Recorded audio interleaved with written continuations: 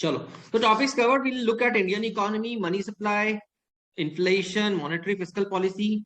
ज्यादा डिटेल में नहीं करूंगा, सुपरफिशियली जाऊंगा बिकॉज हम इकोनॉमिक्स की वो नहीं लगा रहे यहाँ पे, ठीक है. बट बेसिक अंडरस्टैंडिंग है. Whether you are an engineer, commerce grade, BBA, BSc, B pharma, anything, इतनी बेसिक नॉलेज आपको होनी चाहिए. यू कांट से कि मुझे नहीं पता है, राइट. तो ये इतना बेसिक है, ये इतना फाउंडेशनल लेवल है कि इतना पता होना चाहिए. This must be known to you. इसके आगे पीछे एक्स्ट्रा पता है, अच्छी बात है, बट इतना बेयर मिनिमम है. This is the bare minimum. उसके बिना काम नहीं चलेगा. चलो आगे बढ़ते हैं. सो हिस्टोरिकल पर्सपेक्टिव, ठीक है. Now you can take a what snapshot ले लो चाहो तो इस पेज का, ठीक है. Indian economic policy after independence was influenced by colonial experience. ठीक है. कुछ रफली स्पीकिंग, यदि हम मुगल एम्पायर को कोलोनियलिज्म को नहीं काउंट करें, तो the colonial rule in India lasted for around 200 years. ठीक है ना. ऑलमोस्ट 1750 से लेकर 1950. हाँ ठीक है, कुछ 200 इयर्स का कॉलोनियल एक्सपीरियंस रहा है, ठीक है. So it was exploitative, no doubts about it, है ना. And most of the Indian leaders of those days, right, they viewed that this was exploitative, and we have come out of exploitative regime after 200 years. So any country which emerges out of exploitation after 200 years is bound to be very, very scared of what? Scared of foreigners. ठीक है. एक word होता है xenophobia, XENOPHOBIA, xenophobia. Xenophobia is basically fear of foreign countries या foreign rule. ठीक है ना. नहीं रेसिज्म नहीं होता. xenophobic is phobia है ना, डर. xeno is foreign, xenophobia XENO. तो xenophobia था हमारे देश में, and it is very very natural to be xenophobic because after a country has come out of exploitative colonial regime for last 200 years, they are bound to be xenophobic. That was but natural. होना ही था, उसमें कोई बड़ी बात नहीं थी. And hence they were more inclined towards socialistic outlook. ठीक है. Socialistic outlook था. क्या होता है socialistic outlook? That state will have all the resources and they'll do all the development or something. Correct. The state, that means the state का मतलब यहाँ पे the central government, right? So the Republic of India, the government is responsible for controlling all the resources, right? 4 M's: man, money, machine, mining, material, everything. ठीक है. And they would use these resources for the development of the people, its people. That is socialism. Simple, बहुत simple तरीके से socialism ये होता है कि resources सारे के सारे होंगे, स्टेट के हाथ में होंगे, स्टेट कंट्रोल करेगा, और it would be targeted towards the development of the people, right? अब एग्जाम्पल के तौर पे आते हैं. How can we say that we had a socialistic mindset? देखो, इंडियन इकोनॉमी कभी भी प्योर सोशलिस्ट भी नहीं थी, कभी भी प्योर कैपिटलिस्ट नहीं थी. We always had a mixed economy. But initial phases में, if you look at the initial phases post independence era, ठीक है, it was more towards socialism. Capitalism था बट बहुत थोड़ा थोड़ा था. ठीक है. टाटा प्लेयर थे वहां पे, Birlas were the player, Lohias were the player. तो कुछ पुराने इंडस्ट्रियलिस्ट थे जो ब्रिटिश एरा से भी चलाते चले आ रहे थे अपनी इंडस्ट्रीज, राइट. तो वो प्लेयर्स तो थे. दैट मींस कंप्लीट सोशलिज्म नहीं था, right. So yes, capitalists were there but very far and few. मतलब वो लोग थे जो ब्रिटिश एरा में भी बड़े बिजनेस हाउसेज या इंडस्ट्रियल हाउसेज चलाने की क्षमता रखते थे, right. For example Tata steel. Tata Steel used to produce steel even in the pre-1947. वो तब भी स्टील बना रहे थे. स्टील वो तब भी बनाते थे, डिस्पाइट ऑफ द फैक्ट कि ब्रिटेन अपना स्टील इंपोर्ट करवाता था बहुत सारा, but still Tata steel used to make steel, बनाते थे वो. ठीक है. तो it tended to move toward socialism. समझ में आ गया? क्यों? क्योंकि तुम डरे हुए थे जीनोफोबिया की वजह से, डरे हुए थे, इसलिए तुमने सोशलिस्टिक आउटलुक रखा कि भाई स्टेट को कंट्रोल करने दो, और स्टेट चलाएगा, ठीक है। Okay, policy tended towards protectionism. किसको प्रोटेक्ट कर रहे थे तुम? Whom were we trying to protect? Ourselves. Ourselves. People and their नहीं, we were trying to protect our local industries. merchants. हाँ, local industries, है ना। तो that is why, अच्छा, गांधी जी ने एक चीज किया था, क्या किया था? खादी, राइट? फॉरेन के प्रोडक्ट्स को बैन करने के लिए वो किया था। वो तो फॉरेन के, वो तो जलाना बनाने का काम था, 1922 में हुआ था, तब तो खत्म हो गया था, चलो। बट गांधी जी ने हाँ, स्वदेशी से बहुत स्ट्रांगली खादी मूवमेंट को कर दिया था, है ना, that you should be able to spin your own thread and cloth, right? Make your own cloth, right? So basically we were trying to protect what? Our local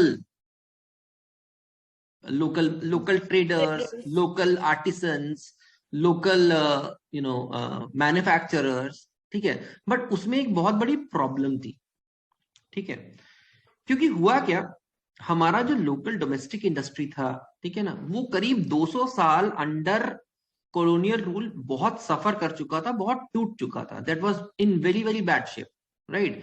क्योंकि ब्रिटिशर्स कभी भी क्या करते थे, लोकल इंडस्ट्रीज को तो flourish होने देते ही नहीं थे, क्योंकि वो इंपोर्ट क्या करते हैं अदरवाइज, तो इंपोर्ट करते थे finish goods, right? So India से वो थ्रेड एक्सपोर्ट करते थे और वहां से कपड़ा बन के वापस इंडिया आ जाता था। That was the modus operandi. I am just talking about one segment, ठीक है। So that was the idea. जो इंडियन कॉटेज इंडस्ट्री भी तुम बोल दो या इंडियन डोमेस्टिक इंडस्ट्री थी, वो बहुत प्रिमिटिव थी, पुरानी थी, प्लस डेवलप्ड नहीं थी। क्यों? क्योंकि industrialization happened in the early 1900s। वो हो चुका था, ब्रिटेन, यूरोप, यूएसए, यहाँ पे इंडस्ट्रियल रेवोल्यूशन हो चुका था। तो उनका जो quality of product, quality of output, that was far superior to what we could make locally। मतलब उनका कपड़ा हमारे कपड़े से बहुत सुपीरियर बन के आता था, क्योंकि वो इंडस्ट्रियल रिवोल्यूशन, मशीन मेड कपड़ा होता था। हमारा कपड़ा बिल्कुल हाथ से बना हुआ होता था, हैंडीक्राफ्ट्स वर्क होते थे, टिपिकल हैंडलूम वर्क होता था। तो that was not that fine. Plus foreign का जो क्लॉथ आता था, दैट वाज चीपर ऑल्सो, क्योंकि वो मशीन मेड था, है ना, तो वो सस्ता भी पड़ता था, राइट? और इंडियन जो क्लॉथ बनता था, that used to be more expensive, क्योंकि वो पूरा का पूरा हैंडलूम वर्क होता था, तो it used to cost more. तो it had very niche segment, बहुत कुछ लोग ही खरीद पाते थे, क्योंकि वो महंगा भी होता था। So what was cheaper and available was सीधा जो इंपोर्ट होता था, ठीक है। बट पॉलिसी हमने धीरे धीरे बनानी शुरू की towards protectionism, with a strong emphasis on import substitution, industrialization, state intervention in labor and financial markets, large public sector, business regulation and central planning। ठीक है। सेंट्रल प्लानिंग का सबसे इंपॉर्टेंट पॉइंट क्या था बोलो? 5 ईयर प्लान्स, ठीक है, जो गवर्नमेंट ने पहली बार इंप्लीमेंट करना शुरू किया 1951 से। 5 ईयर प्लान्स, तो हर गवर्नमेंट का 5 ईयर प्लान बनाते थे, 5 ईयर प्लान, ठीक है। तो first plan, second plan, third plan, आपको एटलीस्ट फर्स्ट दो प्लान तो पढ़ना चाहिए। पहला प्लान एग्रीकल्चरल उस पे था, फोकस था, और सेकंड प्लान में हमने इंडस्ट्रियलाइजेशन को फोकस किया था, ठीक है। So that was the kind of a thing, ठीक है। तो सेंट्रल प्लानिंग पे फोकस था, बिजनेस रेगुलेटेड था, लार्ज पब्लिक सेक्टर था, पब्लिक सेक्टर बहुत बड़ा बनाया गया था। क्यों? क्योंकि हमारा सोशलिस्टिक आउटलुक था, right. State intervention in labour and financial markets. State intervention means government decide करती थी कि मिनिमम वेजेस कितना होगा, इतना होगा, इतना होगा। अभी भी करती है, मिनिमम वेजेस एक्ट अभी भी लगता है, बट उस समय से शुरू हो गया था कि state intervention in labour and financial markets. Now to understand state intervention in labour markets क्यों होता था बताओ? Why did the state decide कि हम बताएंगे मिनिमम वेजेस कितना देना है? सर एक्सप्लॉइटेटिव एक minute Sunil, please raise your hand, जैसे मत बोलना शुरू करो, है ना। सुनील बोलो। सर एक्सप्लॉइटेटिव कंडीशंस की वजह से, क्योंकि एक क्लास सेग्रीगेशन भी थी काफी ज्यादा हमारे कल्चर में, तो एक उसको कि कास्ट के हिसाब से नहीं और किसी और डिफरेंसेस के हिसाब से नहीं पे किया जाएगा, स्टेट रेगुलेट कर देगी वेजेस को। Pranjal, anything to add? नहीं sir, same gender and caste की वजह से जो थे। करेक्ट। उत्कर्ष, कुछ ऐड करना चाहोगे? शुभम सर क्योंकि लेबर मार्केट पे ज्यादा थी, तो फिर वो किसी को भी किसी भी प्राइस पे वो हायर कर सकते थे। They were told that they are like replaceable. अगर तू 10 रुपए में काम नहीं करेगा, 5 रुपए में किसी मंगा। We had the very painful experience of bonded labor. Perfect perfect, बस थैंक यू। हैंड्स अपने हटा लेना। तो यार ब्रिटिश थे, एक्सप्लॉइटेटिव थे, तो हमको तो ये समझ में आ गया था ना, they were exploiting Indian labour conditions.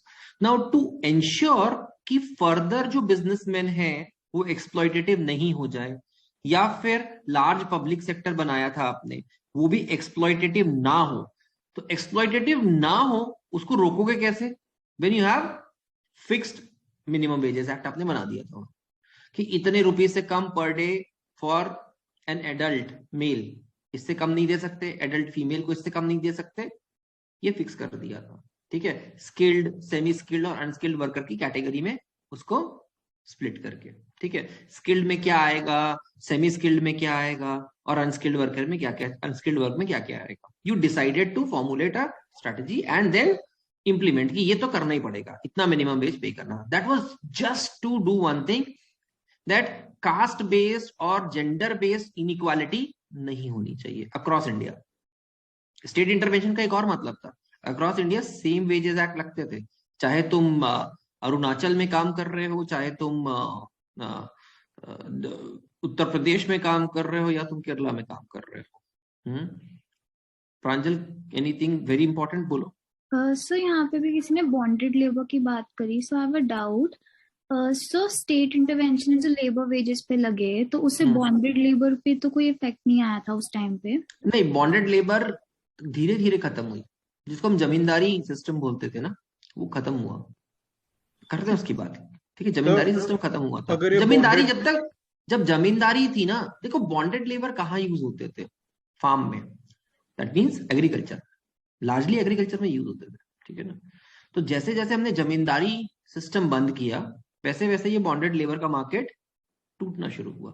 Bonded labour का मतलब क्या होता था? What was bonded labour? That a labour is bound by some factor, जिसकी वजह से वो जिंदगी भर मेरे लिए काम करेगा without pay, without salary. That was bonded labour. that was very inhuman also. हाँ उत्कर्ष? सर वो ट्रिनिडाड टोबैको और वो कैरेबियन में वो जो कॉन्ट्रैक्ट वाले होते थे इंडियन, जिनको वैसे कॉन्ट्रैक्ट में फंसाया था ब्रिटिशर्स ने, वो वाला कौन सा? हाँ, कुछ वैसे ही कॉन्सेप्ट, बट इंडिया में भी था, काफी हद तक था। जमींदारी बंधुआ मजदूरी यही होती है। हाँ, बंधुआ मजदूरी, करेक्ट। हिंदी इज बंधुआ मजदूर, bonded labour is the English word for that, right? तो वही है, तो दैट वाज इट। तो उस सिस्टम को खत्म करना था धीरे धीरे, तो इन्होंने ये खत्म किया। एक और तरीका था हाउ दे रिमूव्ड इट, इन्होंने जमींदारी सिस्टम बंद किया। ठीक है, तो क्या किया इन्होंने? लैंड पे सीलिंग लगा दी कि any person can not own more than let's say 15 acres of land. तो जो जमींदार थे जिनके पास 200 एकड़ 300 एकड़, इनकी रातों रात जमीनें सरकार ने हटा दी थी। बोले इतने ही नहीं है, अब आपसे 15 एकड़ आपकी है, बाकी सब गवर्नमेंट के पास आ गए। अनफेयर लगता है, but then that is how they decided to remove the zamindari system, because zamindari system was exploitative, it was definitely exploitative. तो इस तरह से मतलब there were some very very tough decisions. अब इमेजिन करो आजकल के जमाने में, इफ यू थिंक कि इतनी स्ट्रॉन्ग पॉलिसीज गवर्नमेंट लगाती थी, आज नहीं लगा सकती है, उसी जमाने में हो पाया था। ठीक है ना? Steel, mining, machine tools, water, electronics, communication etcetera etcetera were effectively nationalised by the mid 15s। अब ये जो नेशनलाइजेशन हुआ, यहीं पे ये काम हुआ था। अभी हमने पढ़ा ना, अभी हमने सुना क्या हुआ, एयर इंडिया बेच के वापस टाटा ने खरीद ली, एग्रीड? तो जो पहला हुआ था ना, वो उल्टा ही हुआ था। जब India got independence, Tatas were already operating a Tata airlines, उनके पास ऑलरेडी एयरलाइंस थी।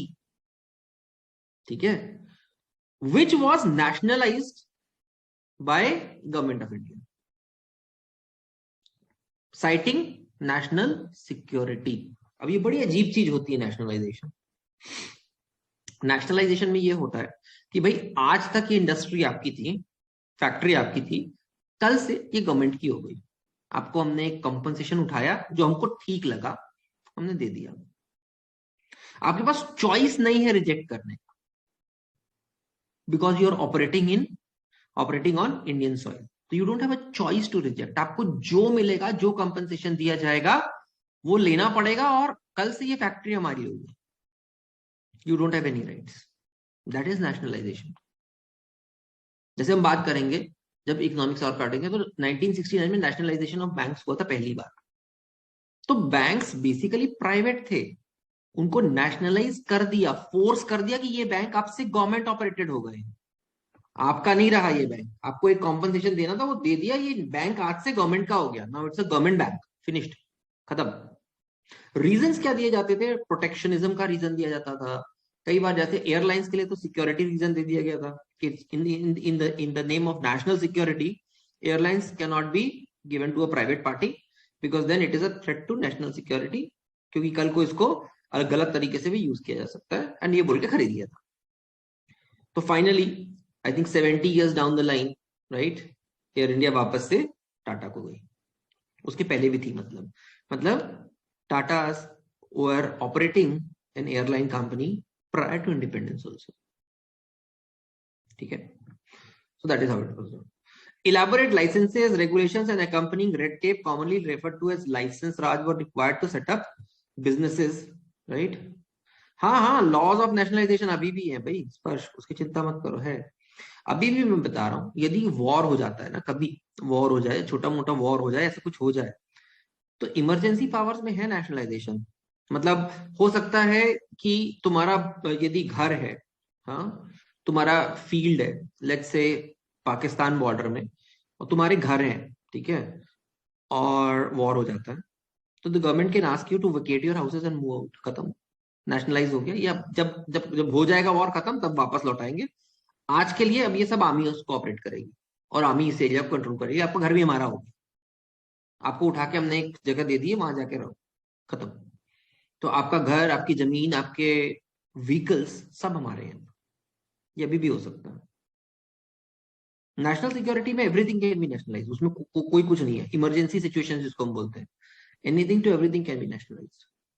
सर वैसे वाली इमरजेंसी जो इंदिरा गांधी के टाइम थी, वो नहीं, वो अलग इमरजेंसी वो तो लगाई गई थी, उसकी बात करेंगे। काफी डिफरेंट टाइप का केस था। That was not a genuine emergency, it was a fictitious emergency that was created by Indira Gandhi to save her seat. वो जेल जाने वाली थी बाय द वे, यदि वो इमरजेंसी नहीं लगाती तो। करेंगे इसकी बात। प्रांजल, तुम आगे बढ़ने दोगी इस टॉपिक पे? बोलो। एक क्वेश्चन है नेशनलाइजेशन पे। सर जब रोड्स वगैरह बनानी होती है तो मोस्टली अगर हाउसेज हो रोड्स के आसपास तो उन्हें लाइक अगर एक्वायर कर वो नेशनलाइजेशन नहीं होता। अच्छा ठीक है सर। वो आप कॉम्पनसेट करते हो। सपोज आपको हाईवे निकालना है और आपका घर बीच में आ रहा है, तो गवर्नमेंट उसको एक्वायर करती है ना। जैसे national highway authority of India पहले क्या करेगी, सपोज उनको एक सड़क बनानी है, तो सर्वे बनेगा, सर्वे होगा कि सड़क कहाँ कहाँ से जाएगी। उसके बाद उस रास्ते में जितने फील्ड आ रहे हैं, घर आ रहे हैं, ये आ रहे हैं, उसको एक्वायर करते हैं एंड दे पे कंपनसेशन। वो डिसेंट है, but that is not nationalisation. Sir Kashi Vishwanath वाला भी सेम तीन में या फिर नेशनलाइजेशन में है? नहीं, नेशनलाइजेशन नहीं था, कंपनसेशन दिया गया उनको पूरा। काशी विश्वनाथ वाला भी। हम्म। तो सर फिर डिफरेंस क्या हुआ? काफी फेयर कंपनसेशन, मतलब वहां पे अच्छा कंपनसेशन, दैट्स इट्स नॉट की प्रॉब्लमेटिक है, लोग विलफुली उसको सेल करते हैं। नेशनलाइजेशन इज इमरजेंसी में मैंने टेक ओवर कर लिया है, मतलब खत्म, कल से नहीं है तुम्हारा। It's something like that. Sir वो टाटा और वो जो बैंक्स को एक्वायर किया गया था, कंपनसेशन तब भी दिया गया था? इज दैट लाइक सेम दिया गया था, but that was very very minimal compensation, that was not fair sir. अच्छा, मतलब वैल्यू के हिसाब से कम दिया। इंदिरा गांधी के टाइम पे भी 14 बैंक्स नेशनलाइज हुए थे सर। हाँ, 1969, करेक्ट। सर हम खाली इमरजेंसी के टाइम पे ही कर सकते हैं, और नेशनलाइजेशन तो इमरजेंसी में ही होता है, ऐसे नहीं कर सकते, ठीक है। एंड कोर्ट्स, या किसी ने पूछा can courts intervene? No they can't. Emergency declare कर दी है, खत्म हो गया। कोर्ट वोट का सबके ऊपर ये आ जाते हैं गवर्नमेंट, एग्जीक्यूटिव पावर्स इन्हीं के हाथ में होती है, प्रेसिडेंट ऑफ इंडिया के हाथ में आ जाती है। तो एयर इंडिया वाला थोड़ी ना, तो फिर इमरजेंसी के टाइम हुआ था? इमरजेंसी नहीं थी, वो तो नेशनलाइज कर दिया था उन्होंने, बस साइटिंग नेशनल सिक्योरिटी, लॉज पास करके। हाँ, ये हो गया, नेशनलाइज हो गया, कल से एयर इंडिया हमारा हो गया। तो चाहे तो अभी भी अगर करना चाहे गवर्नमेंट तो कर सकती है। हाँ, बट अभी ऐसे रीजन होना चाहिए ना। क्या रीजन दोगे? रीजन नहीं ना अभी कोई। मैंने वही कहा ना, that's what example I give you. 50s में जो कर पाए वो आप 2020 में नहीं कर पाओगे। एक्सपोजर बढ़ गया है, लोगों को राइट्स का पता है, अवेयरनेस है, वर्ल्ड क्रिटिसिज्म आ जाएगा, बड़ा प्रॉब्लम हो जाएगा। इतना आसान नहीं है ऐसा काम करना। The world would criticise if you do anything of this stupid activity ना, फंस जाओगे उसमें। चाइना करता है, हम नहीं कर सकते, हम डेमोक्रेसी है इसलिए, ठीक है। So now what was licence raj? It was the thing. Licence raj का बेसिक मतलब ये है, एक काम करो यार, एक मूवी जरूर देख लो please, Guru. Abhishek Bachchan, Aishwarya Rai, directed by Vidya Balan. विद्या, वो गुरु नहीं है, गुरु में नहीं है विद्या बालन, मैं क्या बात कर रहा हूं। Mani Ratnam, directed by Mani Ratnam, correct. गुरु देख लो। It talks about the life of Dhirubhai Ambani and how he worked. वो मूवी तुम्हें समझाएगी कि लाइसेंस राज और कंट्रोल्ड इकोनॉमी में होता क्या था। You will very clearly understand. Watch that movie, worth मतलब इन्वेस्टमेंट है। 2-2.25 घंटे की पिक्चर है, पर तुमको इतना मजे से समझ में आएगा ना कि उस एरा में बिजनेसेस ऑपरेट कैसे करते थे। Wonderful, very beautifully directed movie. And Mani Ratnam sir की मूवी तो वैसे भी क्लास अपार्ट होती है, उसमें कोई डाउट नहीं है। And very very well made. Incidentally बड़ी इंटरेस्टिंग चीज बता रहा हूं। When this movie was made, है ना, तो it was broadly on the, उस जमाने में ऐसा तो नहीं था कि ये बोल सकते थे, it was broadly based on the life of Dhirubhai Ambani, है ना। वो पेट्रोल पंप अटेंडेंट है, ये वो सब आ रहा है उसमें, ठीक है।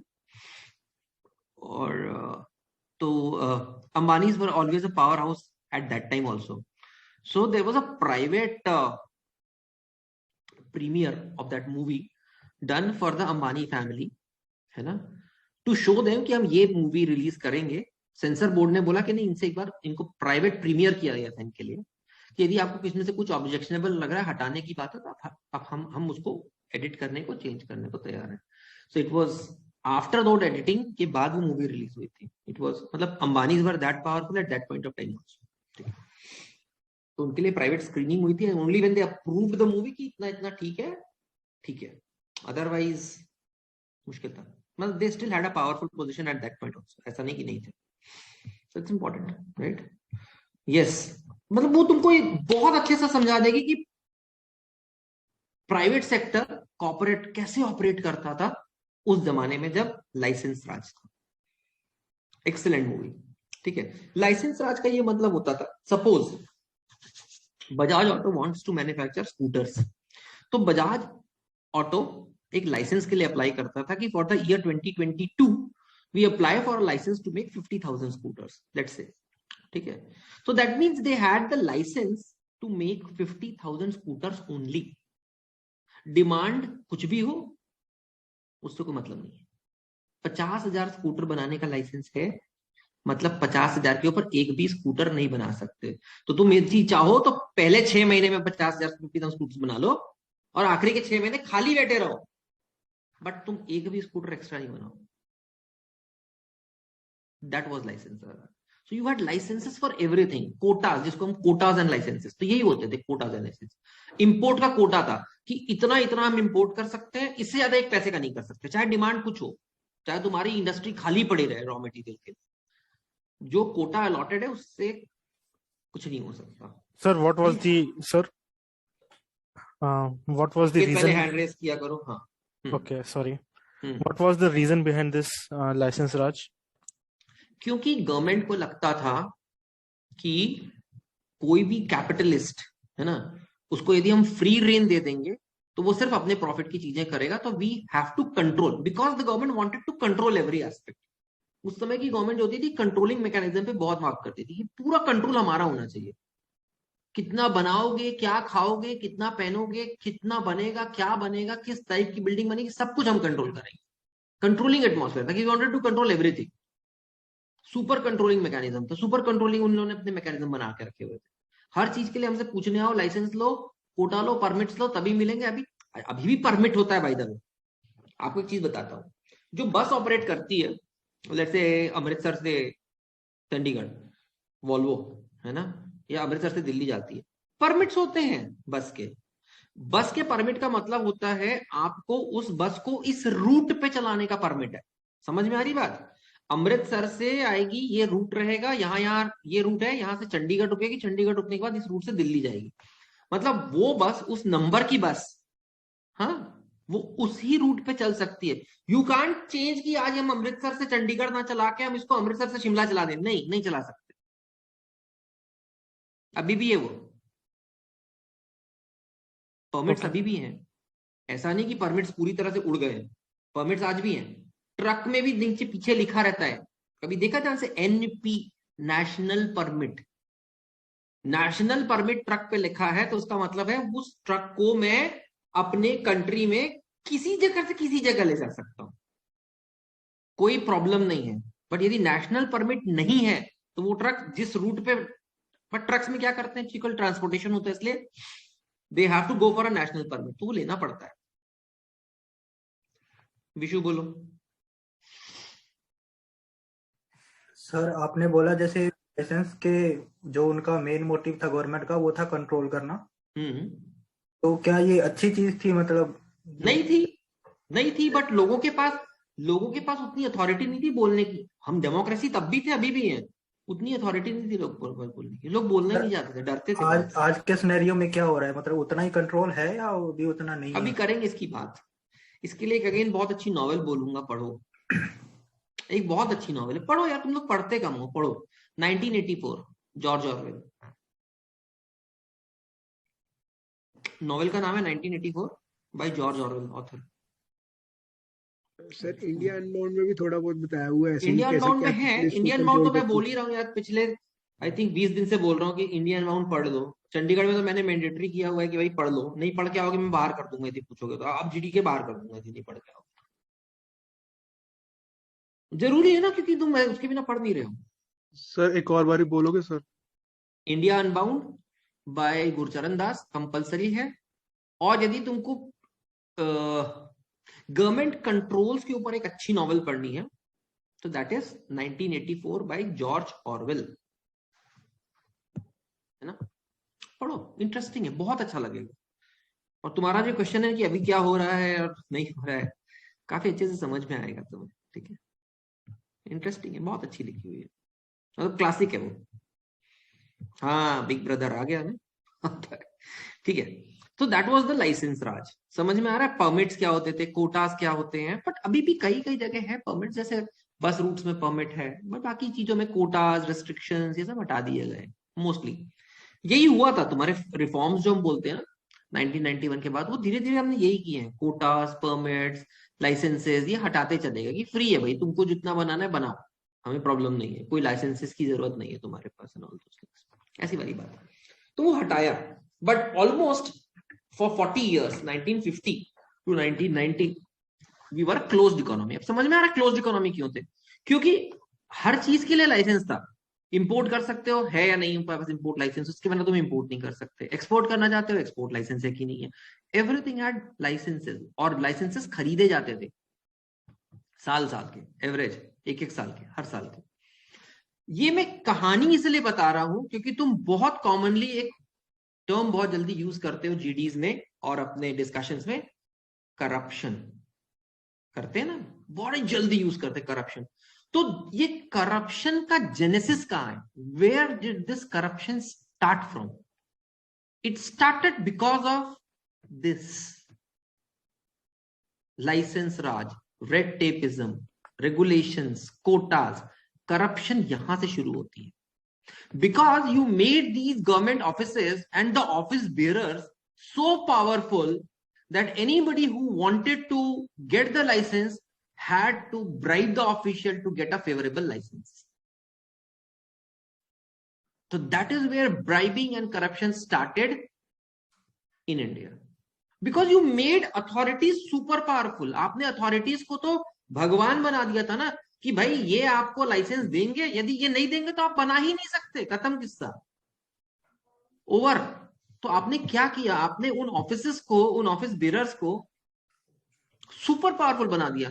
तुम ये सोचो यार, तुम्हें ही दे दूं कि तुम्हारे सिग्नेचर के बिना ये बस यहां से वहां नहीं जा सकती, खत्म। वो तो आदमी बोलेगा कि साहब आपको जितना पैसा लेना है ले लो, बट मेरे को बस तो चलाने दो, तो तुम पैसे लोगे, सिंपल है। You made authorities and these officers so powerful that they became corrupt. गजब का करप्शन शुरू किया हमने, and this is all a game of the government in those days. Government की थी गलती, पूरी गवर्नमेंट की थी। उन्होंने इतने पावरफुल इंस्टीट्यूशंस बना दिए कि तुमने करप्शन को बहुत अच्छे से बढ़ावा दिया। And everybody was corrupt in those days, almost everybody was corrupt, हर कोई करप्शन में था। तो ये लाइसेंस राज, तो basically the idea is corruption in India largely started because of license raj and pre-liberalization policies of the government. एक line में समझना है तो रुको, वेट, निकेत बोलो। सर ब्रिटिश राज में जो इंडस्ट्रीज वगैरह सेटअप थी वो भी लाइसेंस राज के सॉर्ट ऑफ काम करती थी या फिर उस समय ब्रिटिश लाइसेंस देते थे, बट ये मतलब दे वर फेयर। ब्रिटिश में करप्शन होकर लाइसेंस नहीं मिलता था, ये गड़बड़ थी, वो नहीं था, फेयर थे, वो देते थे। टाटा को अलाउड था स्टील बनाओ, मना नहीं था।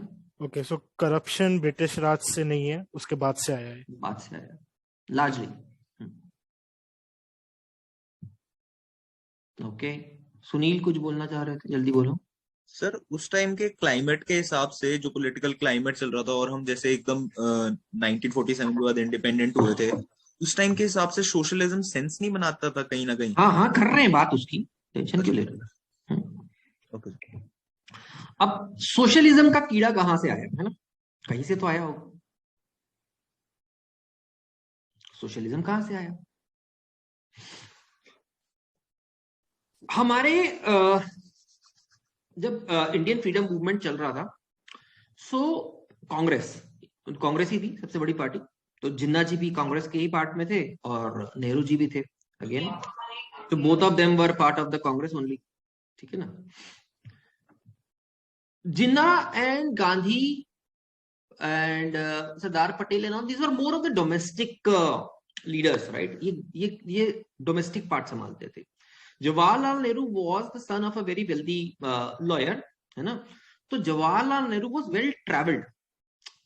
जवाहरलाल नेहरू के पास पैसे की कमी नहीं थी, तो वो बहुत अच्छे ट्रैवल करते थे और वो बेसिक काम कर रहे थे, support for Indian freedom raise कर रहे थे by travelling across the world.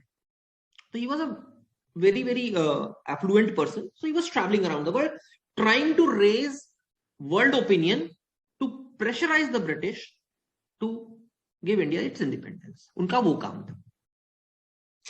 तो जब जवाहरलाल नेहरू पहुंचे यूएसएसआर, उस जमाने में यूएसएसआर था रशिया, ठीक है, तो he was very mesmerized to see huge state run factories and thousands of workers working on those factories, coming out of those factories on identical vehicles, going and living in identical quarters.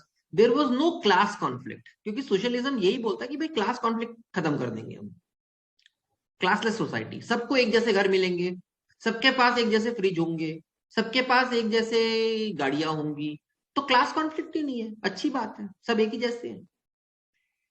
So he was very much enamoured by this site.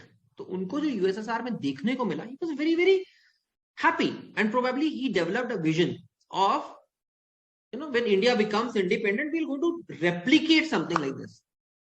आज हम communism और socialism की बुराई जरूर कर देते हैं because we are born after 1990, but तुम यदि कम्युनिज्म की सक्सेस देखो तो सोशलिज्म कम्युनिज्म की, जो यूएसएसआर भी सोशलिस्ट था ना, तो सोशलिज्म का सक्सेस था ना, they were very successful, right. If you look at the period of second world war, then 1950s, 60s, 70s, 80s तक यूएसएसआर काफी सक्सेसफुल रहा है। मतलब वो मॉडल सक्सेसफुल था, सोशलिस्ट मॉडल बहुत सक्सेसफुल। सो इंडिया की जो लीनिंग हुई, why India leaned towards socialist, बल्कि प्रिएम्बल ऑफ द कॉन्स्टिट्यूशन में सोशलिस्ट वर्ड भी आ जाता है, ठीक है। तो इसलिए लीनिंग हुई because Jawaharlal Nehru was very convinced and he convinced the others also कि भाई यही सही है, ये देखो मैं देख के आया हूं, it has been like this, मैं पिक्चर्स खींच के लाया हूं, ये देखो ऐसा होता है, ऐसा होता है। एंड दे वर हैप्पी कि हाँ ये तो बढ़िया चीज है, स्टेट रन फैक्ट्रीज है, सब अच्छा खा रहे हैं, टाइम पे सबको सैलरी मिल रही है, कोई एक्सप्लॉयटेशन नहीं हो रहा है, दिस इज आइडियलिस्टिक, बिल्कुल बढ़िया लगा. So we accepted socialism. That is why we had a socialistic bent of mind. That is why huge industries were set up in the second 5-year plan. Second 5-year plan was industrial 5-year plan. तो उसमें खूब industry setup हुई. तुम जितने भी ये steel authority के plants देखोगे, steel authority of India limited के, Bhilai steel plant, Bokaro steel plant, Durgapur steel plant, ये सब सेकेंड 5-year प्लान में बने हैं. जितने भी तुम BHEL के प्रोडक्ट ये देखोगे, भारत हेवी इंजीनियरिंग लिमिटेड, ठीक है ना, हेवी इलेक्ट्रिकल्स, इनके सारे प्लांट उसी समय बने हैं. ठीक है. उसके बाद तुम्हारा मतलब steel plant, BEL, Bharat electronics limited, ये सब राइट, और टेलीफोन बनाने वाले ITI कंपनी थी, वो सारी की सारी सब बनी थी. Second 5-year plan was huge investment by the government into creating massive factories, massive factories, बड़ी फैक्ट्रीज, रिफाइनरीज, ऑयल रिफाइनरी, सब कुछ बना रहे थे. Second 5-year plan was largely driven by this socialistic outlook. अब समझ में आ रहा है? तो ये कुछ कहानी हमारी चली है. बट इंपॉर्टेंट पॉइंट जो आज का टेक अवे है कि करप्शन इन इंडिया शुरू हुआ 1950 से 1990 के बीच में, बिकॉज गवर्नमेंट ने पॉलिसीज बनाई थी which was red tapism, license raj, quotas, permits. इसके बिना आप काम ही नहीं कर सकते थे, खत्म बात. इसलिए हुआ सब कुछ. तो because of this policies we created a dragon, you can say, called corruption, जिससे हम आज भी डील कर रहे हैं. चलो, तो टाइप्स ऑफ इकोनॉमिक सिस्टम ये तो पता ही है. कैपिटलिज्म क्या होता है, ठीक है, मार्केट इकोनॉमी और लेजर-फेयर, कोई कंट्रोल नहीं है स्टेट का, जो मार्केट चाहती है. जैसे USA, United States of America, it's a completely capitalist system, right. Then we have socialist, right, planned और कमांड इकोनॉमी, जैसे स्टेट चाहेगी वैसा होगा, जैसा चाइना में होता है अभी, ठीक है. And mixed economy, what was adopted in India. तो although Indian economy was a mix of capitalism and socialism, but it had leanings towards socialistic. तो इनिशियल फेज में जिस पार्ट ऑफ इकोनॉमी की हम अभी आज बात कर रहे हैं, ठीक है. अच्छा, ये इकोनॉमी वाला सेशन 2 है. We are doing 50 to 90 today, and then we'll do 91 to 2020 the next time. वो अगली बार करेंगे, ठीक है. तो ये 2 पार्ट्स में होता है, मतलब basically pre liberalisation and post liberalisation, ऐसा करते हैं इसको. तो मिक्स्ड इकोनॉमी में दोनों चीज चलती है ना. Existence of both private and public sector, तो थे वहां पे भी इंडिया में मिक्स्ड इकोनॉमी थी, बट लीनिंग जो था हमारा, that was toward socialistic outlooks, ठीक है, सोशलिस्टिक लीनिंग था, राइट. तो आगे बढ़ते हैं. सेक्टर्स ऑफ द इकोनॉमी, ये सबको पता होना चाहिए. प्राइमरी, सेकेंडरी एंड टर्शियरी, जिसको हम सर्विस सेक्टर भी बोल देते हैं, ठीक है. ये 3 सेक्टर्स होते हैं. तो primary sector is agriculture, forestry, fishery, animal husbandry, ये सब चीजें आगे, मतलब जो भी हम उगा रहे हैं, तो फिशिंग हो गया, मछली हो गया, और पोल्ट्री हो गया, फॉरेस्ट्री हो गया, और एग्रीकल्चर, सब मिला मिलू के प्राइमरी सेक्टर है. Secondary is everything which is manufactured, mind और this thing. So mining, power, minerals, manufacturing, complete manufacturing thing is secondary, which is also the second sector. The third is tertiary, all the things which are not covered in primary and secondary, जो भी छूट गया तुम्हारा primary और secondary में, वो सब tertiary में आ गया, सर्विसेज पे आ गया. तो हॉस्पिटल आ गया, बैंक्स आ गया, टेलीफोन सर्विसेज आ गया, ठीक है, ट्रेड आ गया, ट्रांसपोर्ट आ गया, सारा कुछ कहाँ हो गया, सब हो गया सर्विस सेक्टर में, ठीक है. तो ये सेक्टर्स होते हैं. अब एक हम सेक्टोरल ब्रेकअप देखना चाहते थे, दिस वन फर्स्ट, सॉरी. तो इंडियन इकोनॉमी, और ये जो ब्रेकअप है ये 2021 का ब्रेकअप है. ये नोट कर लेना प्लीज. रफ मैंने एस्टिमेट बना दिया है, पॉइंट को गोली मारा, ठीक है. तो services approximately 54% of Indian economy, agriculture around 20, industry is about 26. ये करीब 2 साल पहले 1990, मतलब प्री कोविड में, है ना, सर्विसेज ऑलमोस्ट सेम था, 54-55 के आसपास था. Agri was 16 and industry was 29. तो तुम ये कह सकते हो बिकॉज ऑफ कोविड इंडस्ट्री वाला जो सेक्टर हुआ है that has lost around 4.34% which was gained by agriculture. And हमको सबको मालूम है कि कोविड पैंडेमिक में इंडस्ट्रीज आउटपुट काफी खराब हुई थी, ट्रांसपोर्टेशन बहुत हिट हुआ था ना। So this is the current breakup kind of a thing, right? 54, 20 and 26, ठीक है। तो मैंने लिखा एग्री इंडस्ट्री सर्विसेज है क्योंकि मैं प्राइमरी सेकेंडरी टर्शियरी लिखना नहीं चाह रहा था, दैट्स द होल थिंग, ठीक है। This is the current breakup of our GDP. तो हमारा जीडीपी आज की डेट पे 2020 में कुछ ऐसा दिखेगा पाई चार्ट, ठीक है। पीछे चलते हैं। परचेजिंग पावर पैरिटी, अब ये बहुत इंपॉर्टेंट है यदि आपको इकोनॉमीज को कंपेयर करना है। If you want to compare one economy with another economy, let's say India and China and Russia and Britain and USA, तो इन इकोनॉमीज को आप एब्सोल्यूट टर्म्स में या नॉमिनल जीडीपी के टर्म्स में नहीं कंपेयर कर सकते, क्योंकि हर किसी की जीडीपी अलग तरीके से काउंट होती है, ठीक है। जीडीपी कुछ नहीं है, it's the gross sum of products and services produced in geographical area, वो तो सब पता है। बट फर्क कहाँ आता है? फर्क आता है कि इक्विटेबल नहीं होता। फॉर एग्जाम्पल, इंडिया में एक इंजीनियरिंग ग्रेजुएट जो कंप्यूटर की कोडिंग करता है, ठीक है, engineering graduate who does computer coding is paid a salary of 25,000 rupees, ठीक है, डिसेंट, समझ में आ रहा है। यदि मैं यही इंजीनियरिंग ग्रेजुएट फ्रांस में जाके या ब्रिटेन में जाके हायर करूंगा तो 25,000 रुपए का नहीं पड़ेगा, मान रहे हो? हाँ, यूरो से डिवाइड कर दो 90 से, तो क्या बना 2500 तुमको मिलेगा। तुमको 2500 यूरो में, सॉरी 25 यूरो में काम करने वाला आदमी मिलेगा, सॉरी 250 यूरो में काम करने वाला मिलेगा महीने भर? कोई नहीं मिलेगा। So that means there is a basic difference between the cost of basic necessities in a country A and a country B. तो जब तक मैं इसको comparable level पे नहीं लेके आऊंगा, I should not be ideally comparing the two economies. आई बात समझ में?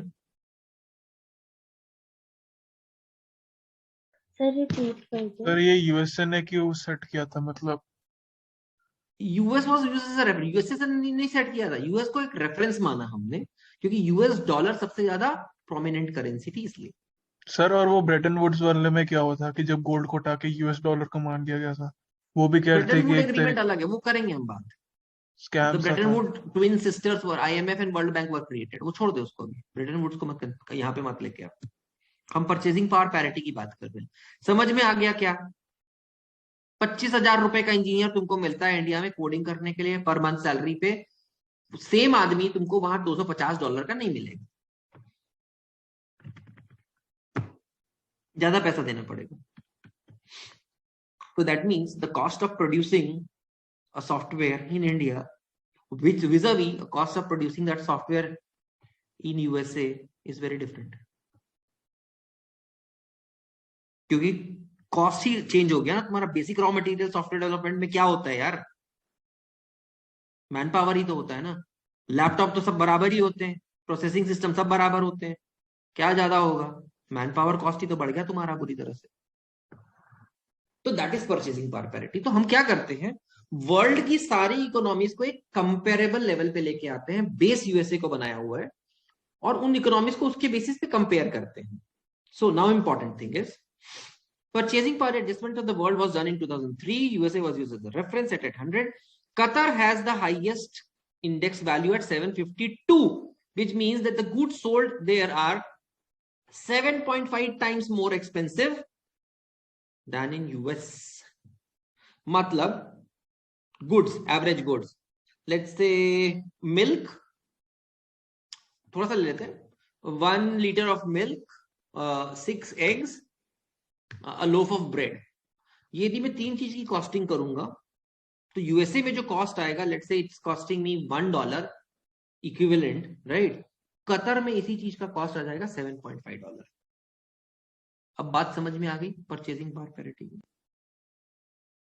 हाँ निकेत बोलो। Sir any reason US was selected as the reference? बताया तो, US dollar was the strongest currency. Okay सबसे ज्यादा प्रोमिनेंट करेंसी वही थी। अभी भी सारा मेजरमेंट यूएस डॉलर में क्यों करते हैं यार? क्योंकि सबसे ज्यादा एक्सेप्टेबल करेंसी वही है वर्ल्ड में। उस सेकंड नंबर पे आएगा यूरो, राइट? सबसे ज्यादा ट्रेडेबल करेंसी, सबसे ज्यादा acceptable currency around the world US dollar ही है।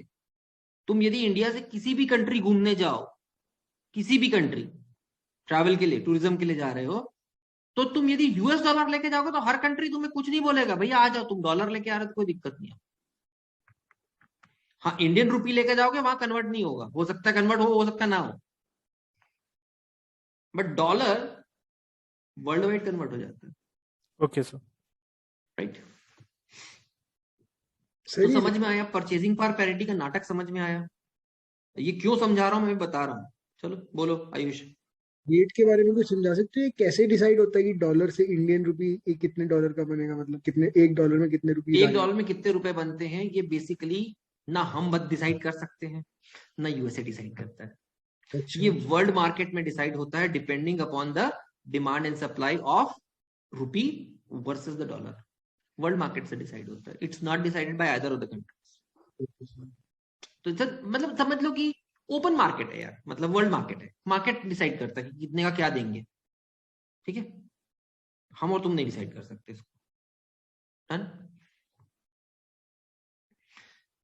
Now, ये स्नैपशॉट ले लो। The Indian economy is third largest by purchasing power parity, it's the sixth largest by nominal GDP. Nominal मतलब 2.87 ट्रिलियन डॉलर्स, ये nominal GDP के हिसाब से देखेंगे।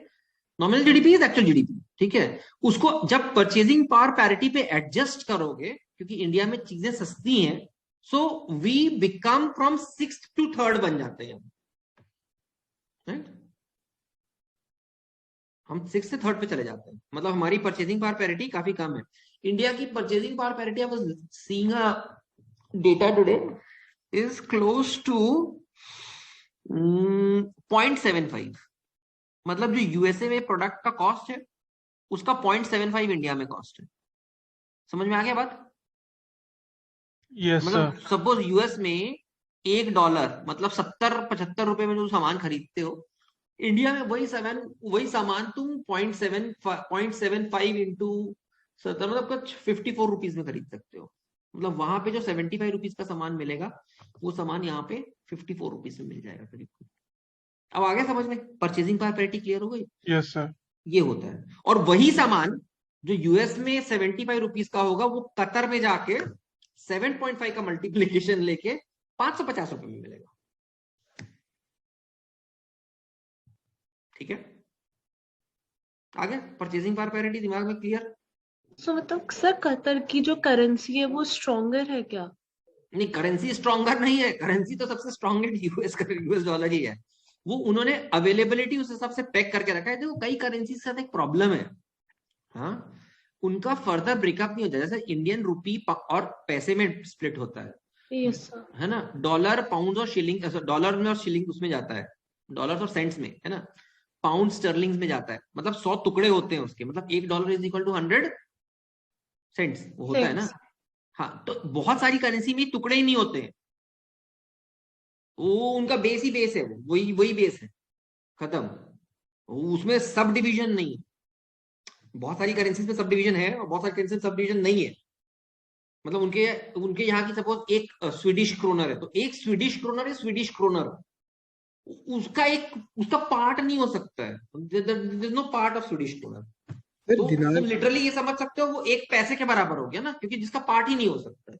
इंडिया में हम एक पैसे का पार्ट नहीं कर सकते ना, यस और नो? एक पैसे को तो नहीं तोड़ सकते तुम यहाँ पे। तो वहां पे क्या करते हैं तुम? स्वीडन में एक स्वीडिश क्रोनर को नहीं तोड़ सकते, वो स्वीडिश क्रोनर बेस है।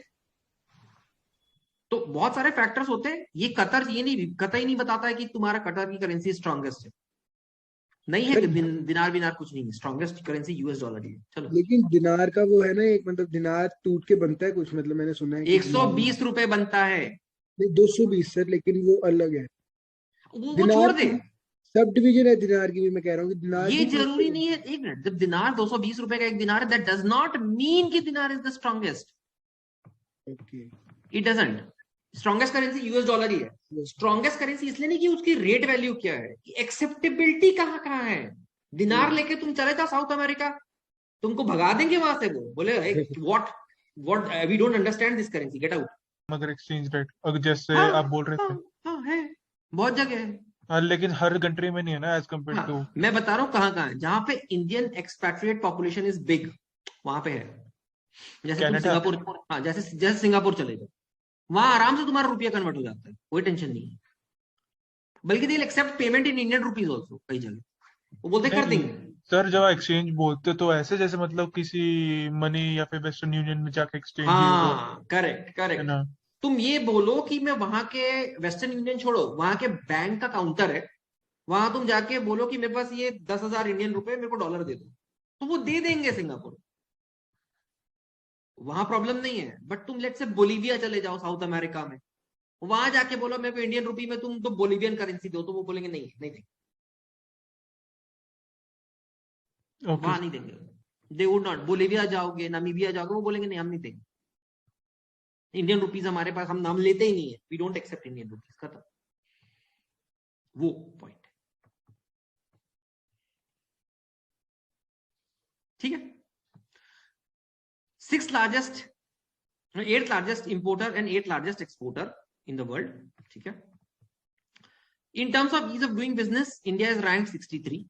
अच्छा ये फिगर्स थोड़े से नए हैं, मैंने ये पीछे वाला डेटा हटाया नहीं होगा। 17 ये सब 2019 2021 के डेटा है, ठीक है। विशाल क्या हुआ, बोलो। सर मेरे को पूछना था, वो जो करेंसी एक्सचेंज रेट्स हैं वो गोल्ड रिजर्व से नहीं डिसाइड होते? बहुत पहले होते थे, अब नहीं होते। ओके। क्योंकि गोल्ड रिजर्व अब वैसे भी वर्ल्ड में खत्म हो गए, क्या करेंगे। सर डॉलर रिजर्व से होते हैं चेक? नहीं कि हमारे पास इंडिया में कितना डॉलर का वो बता रहा हूँ, अभी आएंगे उस पे, फॉरेक्स रिजर्व पे। चलो आगे बढ़ने दो। तो 8th largest importer, 8th largest exporter, दोनों में हम 8th पे हैं, ठीक है। In terms of ease of doing business, India is ranked at 63। ये इंप्रूव हुआ है काफी, पिछले 5 सालों में काफी इंप्रूव हुआ है। We were sitting at close to 91 93 के आसपास, हम अब 63 तक पहुंचे हैं, ठीक है। But a country like Malaysia, छोटी कंट्री है, एशिया में है, डेवलपिंग कंट्री है, sitting at a rank of 23।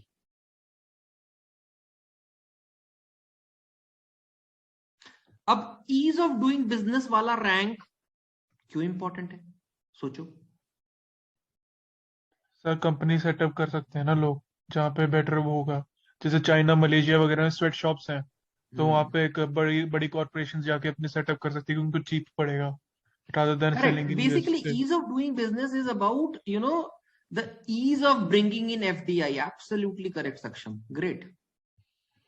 तुम्हारी ease of doing business जितनी अच्छी है, उतना ज्यादा FDI तुम्हारे कंट्री में आएगा, फॉरेन डायरेक्ट इन्वेस्टमेंट आएगा। जितना रैंक तुम्हारा ऊपर जा रहा है, उतना अच्छा है। सर ये डिसाइड कौन करता है? ये वर्ल्ड के इंस्टीट्यूशंस है, ये रैंकिंग्स निकालते हैं, ठीक है। दे क्रिएट, उनका बड़े कॉम्प्लिकेटेड पैरामीटर्स होते हैं। बैंकिंग इंफ्रास्ट्रक्चर कितना है, तो हाउसिंग इंफ्रास्ट्रक्चर कैसा है, हॉस्पिटलाइजेशन इंफ्रास्ट्रक्चर कैसा है, इलेक्ट्रिसिटी इंफ्रास्ट्रक्चर क्या, बहुत सारे पैरामीटर्स। फिर एक लाइसेंस लेने में तुमको कितना टाइम लगता है, एक यदि परमिशन लेनी है उसमें कितना टाइम है, बहुत कुछ कॉम्प्लिकेटेड है। उसके बाद they come to this rank, and India is ranked at 63, which is improved, no doubt, we have improved from 93, last 5 years we have come to 63, but there are countries like Malaysia we sitting at 23। सो यदि तुम ये सोचो कि China से बहुत सारी industries बंद हुई after this covid pandemic and all those things, corona virus, बहुत सारी इंडस्ट्रीज इन कंट्रीज में चली गई। They went to Malaysia, they went to Vietnam, they went to Bangladesh also, they went to India, right, to some extent. But yes, जहां जहां ease of doing business easy रहा है, वहां वो कंट्रीज गई हैं, वो कंपनीज वहां चली गई, क्योंकि easier to start and set up a business। तो FDI में बहुत डायरेक्ट इंपैक्ट आता है कि तुम्हारा रैंकिंग कहां जा रहा है। आंचल बोलो। सर फर्स्ट नंबर पे कौन सी कंट्री है ईज फॉर डूइंग बिजनेस? एक बार चेक कर लेना, I think it should be USA only. New Zealand sir. New Zealand New Zealand ठीक है करेक्टेड। न्यूजीलैंड मतलब देखो वहां की गवर्नमेंट ने कितना एक्टिवली अपने आप को प्रमोट किया हुआ है, right. Thank you Pranjal and others, right, to come to that. Good. हाँ ठीक है। देन जीडीपी, इंडिया का पर कैपिटा जीडीपी खराब हो ही जाएगा क्योंकि हम डिवाइड करेंगे जीडीपी को पॉपुलेशन से, और हमारी पॉपुलेशन तो सुभान अल्लाह बहुत काबिले तारीफ है, तो नेचुरली रैंक गिर जाएगा। पर कैपिटा जीडीपी की बात करोगे तो हमारी हालत खराब हो जाती है। जीडीपी के टर्म्स में हम 6th लार्जेस्ट बन जाते हैं और पर कैपिटा के हिसाब से 140th पे चले जाते हैं। कर्टसी आर वंडरफुल पॉपुलेशन, ठीक है। बट इससे कोई बहुत ज्यादा फर्क नहीं पड़ता पर कैपिटा जीडीपी से, ठीक है। ओवरऑल जीडीपी पे ज्यादा फर्क पड़ता है। Gross external debt of India $570 billion and foreign exchange reserve $640 billion US, ठीक है। तो फॉरेन एक्सचेंज में आते हैं तुम्हारी करेंसी रिजर्व्स, इसमें होती है तुम्हारे पास फॉरेन एक्सचेंज करेंसी कितनी है। प्रशांत बोलो सर। डेट फ्री क्यों नहीं हो सकती कंट्रीज? बिकॉज जो भी बड़ी कंपनी इकोनॉमिकली अगर अच्छी हो तो भी उसके डेट बहुत होते हैं। क्यों होते? अच्छा चलो, anybody who studied economics can you explain कि कोई भी कंट्री डेट फ्री क्यों नहीं होती? Sir cash flow. हाँ, वो जो करेंसी फ्लो होती रहती है सर बैंक्स वगैरह में, बैंक्स दे क्रिएट डेट, तभी जाके पैसा फ्लो होता डेट है। फ्री क्यों नहीं हो सकता? डेट अलग बात है, करेंसी फ्लो को छोड़ देना, फॉरेन एक्सचेंज रिजर्व की बात नहीं कर रहा हूं मैं, बोल रहा हूं डेट फ्री, हम उधार से फ्री क्यों नहीं हो सकते? सर बिकॉज हमारा सिस्टम ही उधार पे चलता है। अब ये कोई बात नहीं हुई। Why can't a country strive to become debt free? Sir credit बनाने के लिए, क्रेडिट। सर बिकॉज बैंक्स में बेसिकली क्रेडिट क्रिएशन चल रहा होता है, दैट्स व्हाई। वो अपने industry within the country के लिए तुम्हारा आर्ग्यूमेंट ठीक है कि बैंक्स में क्रेडिट क्रिएशन चल रहा होता है। एक एक करके बोलो सर। क्योंकि हम शायद फ्यूचर एस्पेक्ट्स के बारे में भी सोचते हैं। करेक्ट। वेट, बहुत सिंपल सी चीज है। यदि मैं डेट फ्री हो जाऊंगा ना, तो incentive to produce and export which intent is dependent on imports also, ये खत्म हो जाएगा, इंसेंटिव खत्म हो जाएगा हमारा, हम ग्लोबल नहीं रहेंगे, इसलिए डेट जरूरी है। डेट हमें ये इंसेंटिव देता है that we have to produce more for our exports, incentive है। हटा देंगे तो इंसेंटिव भी खत्म हो जाएगा। सर बट मिनिमाइज तो कर सकते हैं ना डेट? क्यों करना है? एक काम करो, ग्रॉस एक्सटर्नल डेट देखो कितना है, 570 आ रहा है। फॉरेन रिजर्व कितना रखा है तुम्हारे पास? 640 का। तुम जिस दिन चाहो डेट फ्री हो सकते हो, क्या दिक्कत है?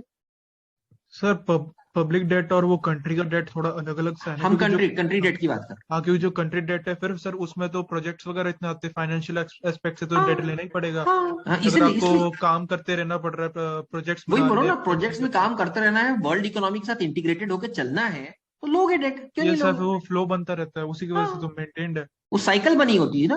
तुम डेट लेना बंद कर दोगे, डेट फ्री करने की कोशिश करोगे, तुम्हारी साइकिल टूट जाएगी, तुम कुछ बनाओगे नहीं, तुम अपने कंट्री के अंदर बैठे रहोगे, खुश हो गए, सिंपल। फिर world you can not be a part of world economy, then खत्म हो जाएगा ना, वो इंसेंटिव ही नहीं रहेगा बनाने का, क्यों रहेंगे?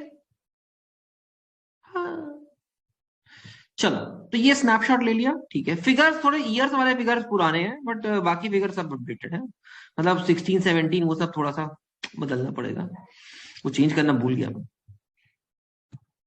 ये हम देख चुके हैं। Money supply in India. अब सारा गेम जो इकोनॉमी का चलता है वो चलता है how is the money rotated in the system. अपने सिस्टम में मनी रोटेट कैसे होता है, सारा गेम इस पे डिपेंड करता है। और आरबीआई का सबसे बड़ा रोल यही है, to regulate the money supply. The biggest role of RBI is not to issue currency, is not to do anything else but to control the money supply in the country, ठीक है। तो M0 is base money, that is currency in circulation plus bank deposits with RBI, other deposits with RBI. Narrow money is currency with the public plus deposits, ठीक है, of money, deposit money of the public, ठीक है। M2 is M1 plus savings deposit of the post office banks and M3 is the broad money। तो basically हम बात करते हैं हमेशा नैरो मनी की, M1 की। ठीक है, क्योंकि ब्रॉड मनी में क्या क्या आ जाएगा, it measures the stock of the money of the nation in reference to which the monetary budgets are set by RBI, ठीक है। तो उसमें बहुत सारे फंड्स ये सब आ जाते हैं जिसमें बेसिकली मनी अवेलेबल नहीं है, वो ब्लॉक्ड पड़ा हुआ है। तो मनी मार्केट फर्म हो गया, शॉर्ट टर्म अग्रीमेंट्स हो गए, सब कुछ लिक्विड, सब कुछ जोड़ जाड़ के हो जाता है M3। तो M3 is not a very nice thing to work on. हमारा काम चलता है सारा M1 पे, currency with the public plus deposit money जितना है। हाँ विशु जल्दी बोलो। So what is money supply? Money supply मतलब एक देश में कितनी करेंसी है, वही बोल रहा हूँ। Okay. हमारे पास पैसा कितना है, तो money currency with the public plus bank deposits and other deposits with RBI plus deposit money of the public. पैसा कितना, करेंसी कितना है, गोल्ड कितना मेरे घर में, वो नहीं आएगा इसमें। मेरे पास कितना गोल्ड है, बहुत गोल्ड है अपनी कंट्री में, बट पॉइंट ये है कि वो मनी सप्लाई में नहीं है, because that is not liquid, that is not liquid. समझ में आ रही बात? सर आप कैश की बात कर रहे हो? हाँ जी। तो सर जैसे इंडिया में कितना रुपीस पड़ा हुआ है, तो सर उसको ही काउंट करना है या फिर जो फॉरेन में जो रुपीस कितना रुपीस नहीं, इंडिया में जो पड़ा है वो, हाँ। ठीक है। Currency with the public and deposit money of the public, M1। हम इसी पे काम करते हैं कि डिपॉजिट मनी क्या है, जो बैंक में है बट मैं एनी टाइम उसको निकाल सकता हूं। मैंने अभी मेरे अकाउंट में है, मैं चाहूं अभी निकालूं, कोई इशू नहीं है उसमें मेरे को, ठीक है।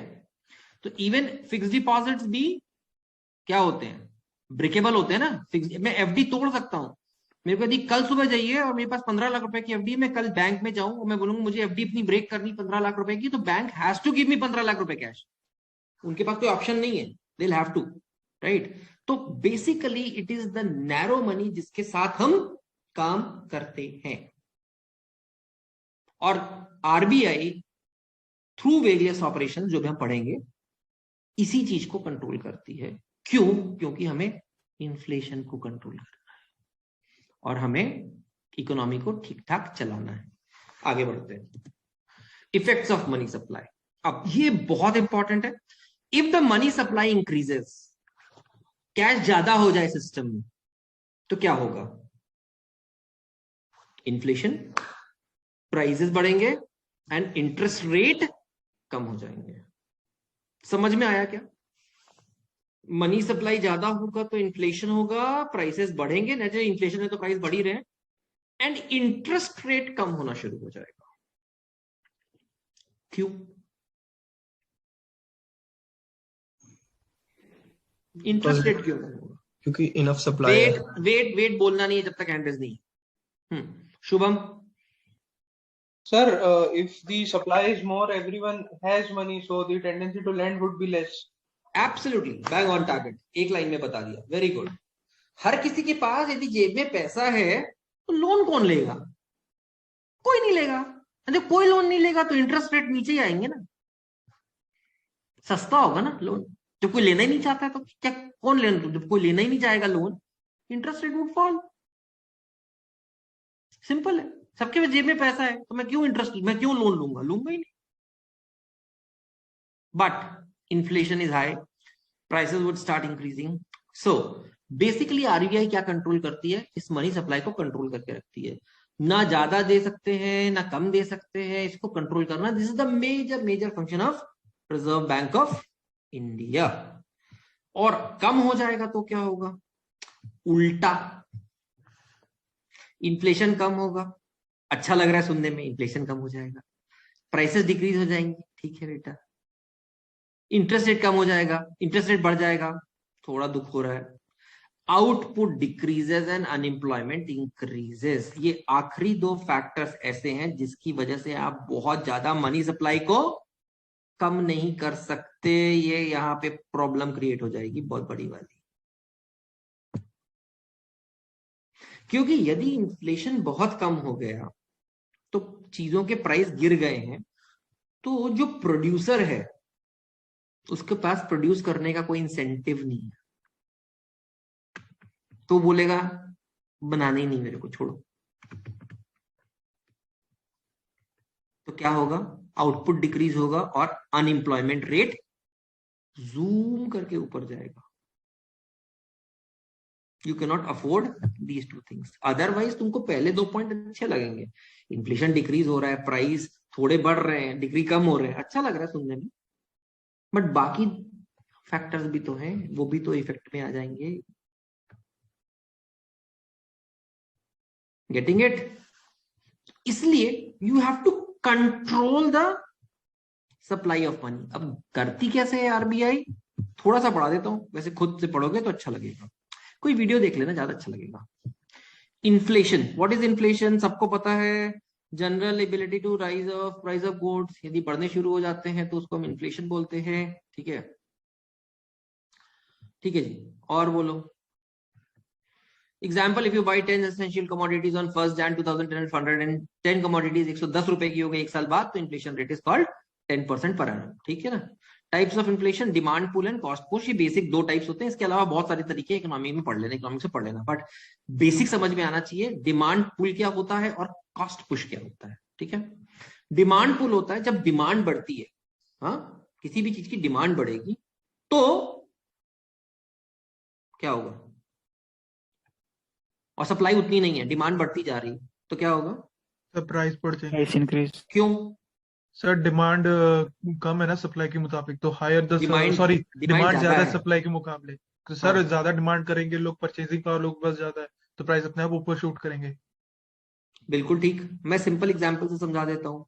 ठीक है, हम लोगों के पास, सपोज हम अभी 100 लोग हैं, ठीक है, हम 100 लोगों के पास जेब में 500 रुपए, ठीक है, 500 रुपए, और हम सब स्टारबक्स चले गए कॉफी पीने के लिए।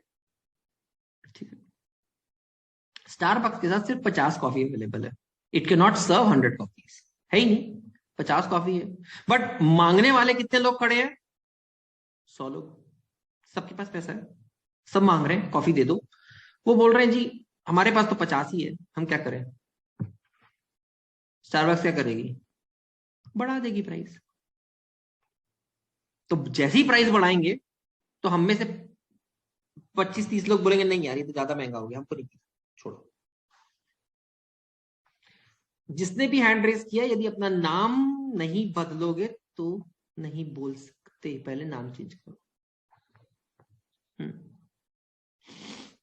समझ में आ गया डिमांड पुल? तो यदि डिमांड ज्यादा हो गई, सप्लाई नहीं है और लोगों के पास पैसा है, तो prices would start increasing. Simple, prices increasing मतलब इन्फ्लेशन आ गया। बढ़िया। कॉस्ट पुश इन्फ्लेशन, ठीक है, जब basic cost of producing the raw material has increased. For example, India में जो बहुत कॉमन होता है, जैसे ही आप डीजल की प्राइस बढ़ाते हो, गवर्नमेंट क्यों डीजल की प्राइस बढ़ाने में बहुत हिचकिचाती? क्योंकि डीजल की प्राइस बढ़ाने का मतलब है ट्रांसपोर्टेशन कॉस्ट बढ़ेगा। आपने डीजल की प्राइस यदि साल में 10% बढ़ा दी, तो आप ये मान के चलो एवरीथिंग बिकम्स कॉस्टलियर, इररिस्पेक्टिव कि उसका प्रोडक्शन कितना हो रहा है। क्यों? क्योंकि cost of transportation is gone. अब इंडिया में सेब कहां होते? एप्पल्स, बोलो, हिमाचल एंड कश्मीर। डन, खत्म। तो पूरे साउथ इंडिया में यदि हमको एप्पल भेजना है तो जाएगा कहां से? ट्रक से। मतलब जाएगा तो हिमाचल और कश्मीर से ही ना, और तो कहीं होता ही नहीं है। एग्रीड? और यदि ट्रांसपोर्टेशन कॉस्ट बढ़ गई है 10%, तो साउथ इंडिया में एप्पल्स की प्राइस बढ़ेगी या नहीं? बढ़ जाएगी। इसलिए नहीं कि एप्पल की डिमांड बढ़ी है, इसलिए बिकॉज ट्रांसपोर्टेशन कॉस्ट हो गया। एप्पल की डिमांड उतनी है भैया, पहले भी मेरे को 100 टन चाहिए था, अभी भी 100 टन ही चाहिए, बट प्रॉब्लम है वो 100 टन लाने का कॉस्ट 10% बढ़ गया है, तो प्राइस बढ़ गई है। Demand has not changed, only the cost of that product और service has gone up. That is cost push. Prashant, बहुत देर से हैंड रेज़्ड, बोलो।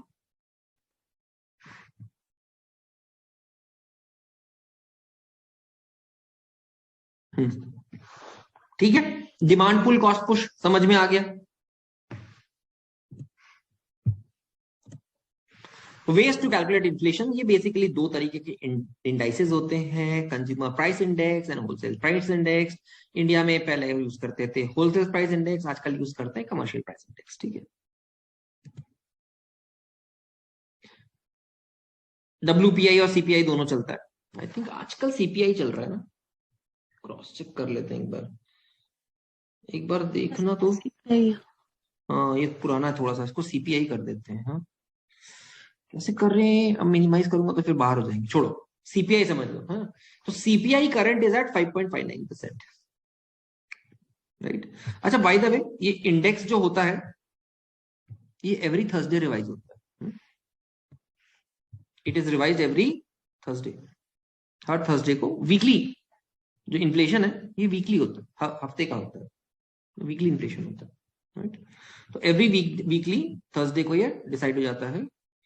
आ रहे हैं वृद्धि, आगे चली जाती हो, पीछे आते हैं, आ रहे मतलब, ठीक है, done. So basically CPI based inflation and all those things. But पहले हम WPI wholesale price index use करते थे तो उसमें वेरिएशंस कम आते थे, बट अब हम कंज्यूमर प्राइस इंडेक्स यूज करते हैं, ठीक है। क्यों करते हैं वो पढ़ लेना। Hyperinflation, deflation and स्टैग्फ्लेशन।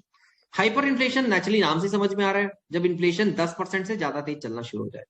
There are countries, imagine कर सकते हो किसी भी एक कंट्री में इन्फ्लेशन कितना हो सकता है, कभी भी at any point of time हुआ होगा। 1000%। सर 10,000% भी हुआ। जिम्बाब्वे में एक टाइम पे काफी हुआ था। जब नेचुरली जब 10,000% इन्फ्लेशन होगा तो क्या होगा ये समझा दो मेरे सर नोटों की छपाई बहुत ज्यादा होगी। हाँ हुई होगी, तभी हुआ है। हाँ सर नोटों की छपाई ज्यादा होगी सर, फिर वो नोटों की छपाई महंगी हो जाएगी। फ्री फ्लो में छाप दिए तो इन्फ्लेशन इतना बढ़ गया, उससे वर्ल्ड वॉर के जमाने में जर्मनी के साथ हुआ था। हाँ बट सर अभी वैल्यू नहीं बताओ, रहेगी। सर अभी सर वेनेजुएला के साथ हो रहा है। फिर सबने बोलना शुरू किया गलत बात, वेनेजुएला हैंड रेज के अलावा अलाउड नहीं है। तो if you know inflation reaches 100%, 200%, 1000%, basically that country fails on a global stage. फिर उसकी करेंसी की कोई वैल्यू बचती नहीं है, कोई और कंट्री उसकी करेंसी में ट्रेड करना नहीं चाहेगा, जीरो हो जाता है। आप उस देश में उसको यूज करना है कर लो, उसके अलावा उस देश के अलावा वो करेंसी कहीं नहीं यूज हो सकती। So that those kind of countries become almost bankrupt kind of a thing. उनकी करेंसी कोई एक्सेप्ट ही नहीं करेगा। आयुष बोलो। सर वियतनाम की करेंसी का यही हाल था ना, मतलब जैसे पहले अभी नहीं, अभी तो बढ़िया। जिम्बाब्वे का हुआ था, चिली का हुआ था, बहुत सारी कंट्रीज का हो चुका है।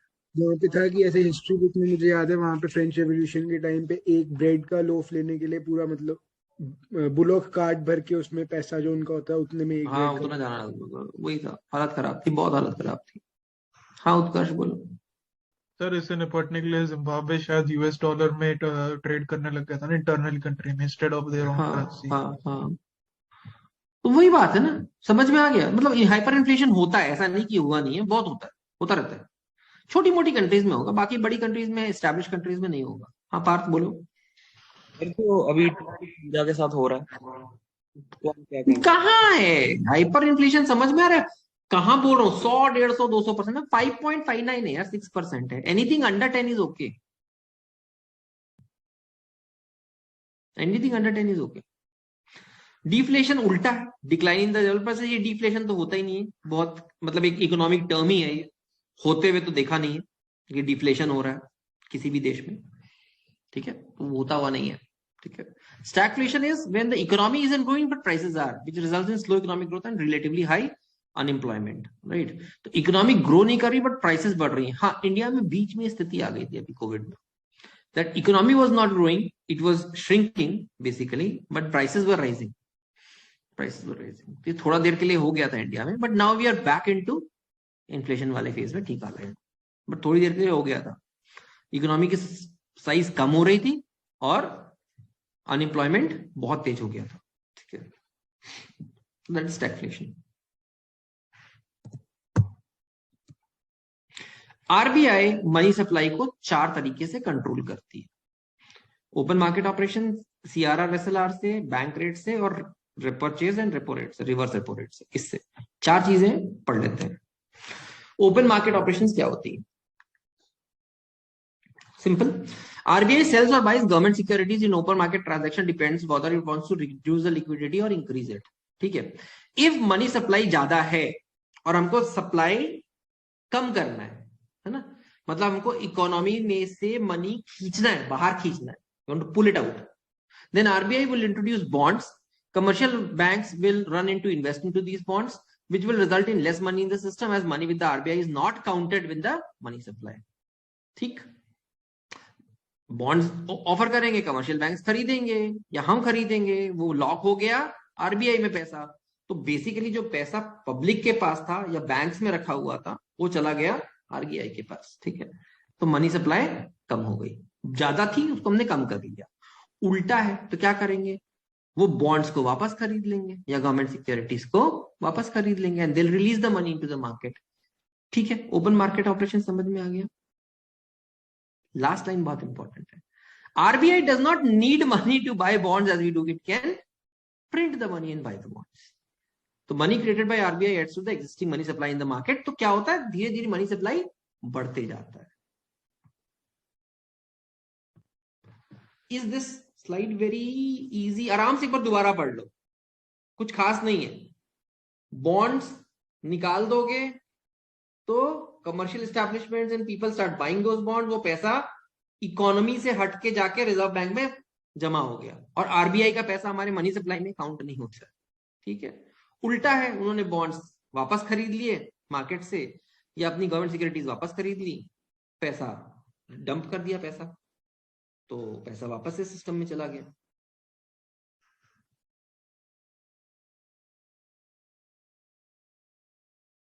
हाय, साउथ अफ्रीका जीत गई 7 विकेट से।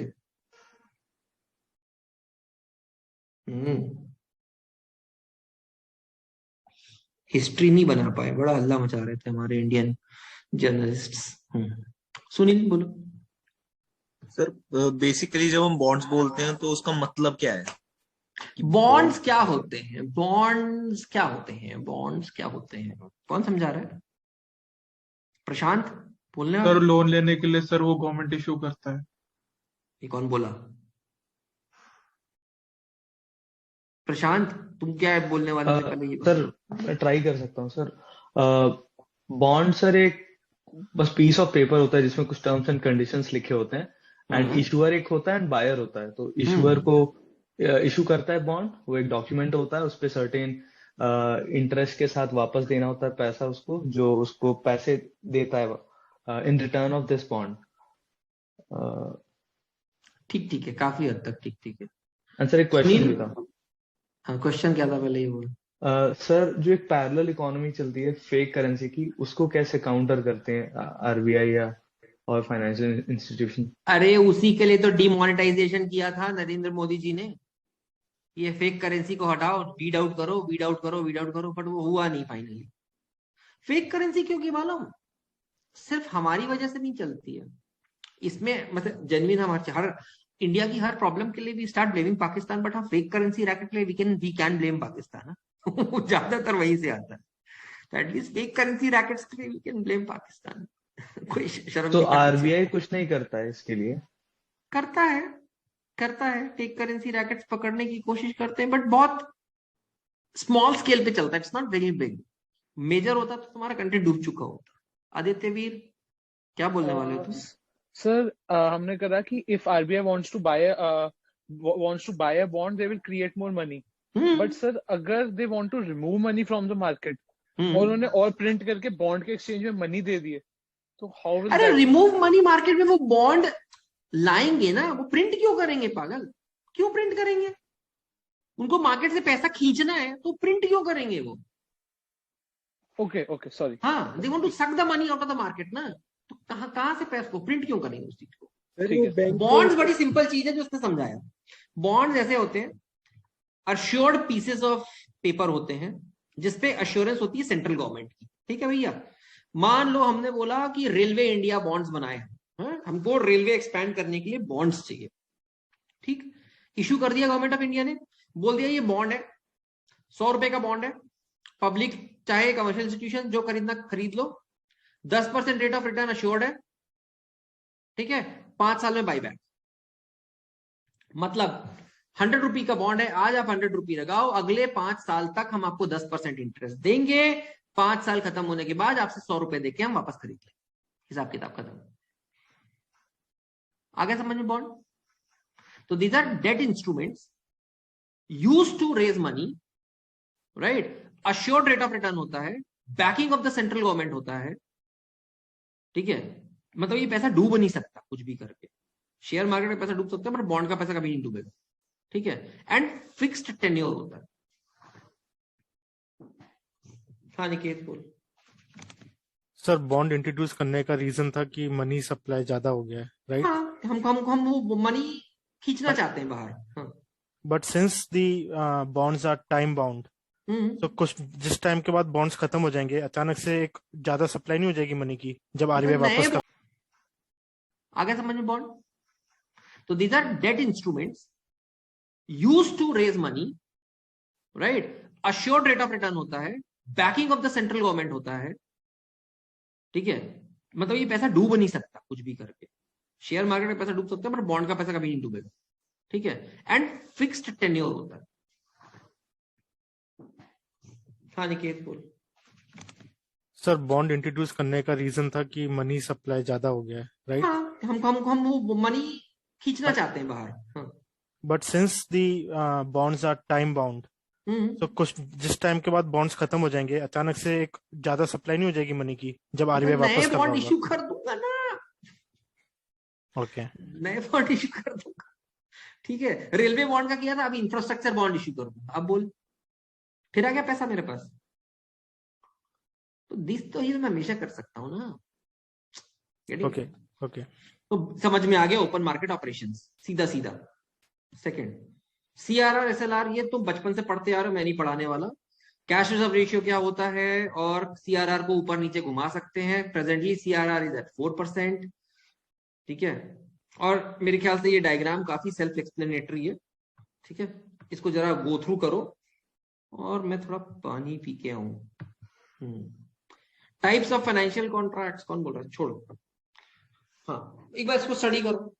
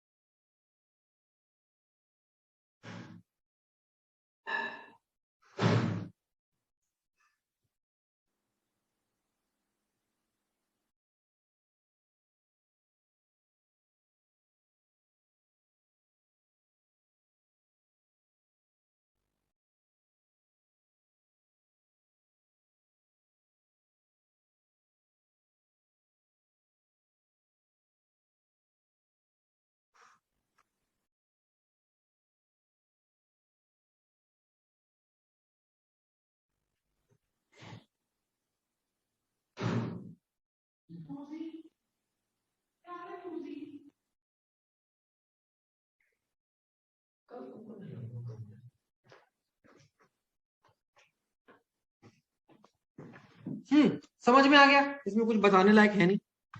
कैश रिजर्व रेशियो होता है, इतना पैसा गवर्नमेंट का आरबीआई के पास रखना पड़ता है, बैंक्स को इतना पैसा आपको कैश रिजर्व रेशियो में रखना पड़ेगा, ठीक है? और तुम्हारे डिपॉजिट्स पे डिपेंड करता है कि तुम्हारे पास कितना डिपॉजिट है, उसका 4% तुमको सीआरआर रखना पड़ेगा आरबीआई में, खत्म।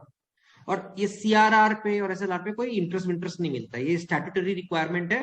That means legally you have to keep that money, खत्म। इसमें कोई इंटरेस्ट नहीं मिलने वाला तुमको। हाँ यूज बोलो।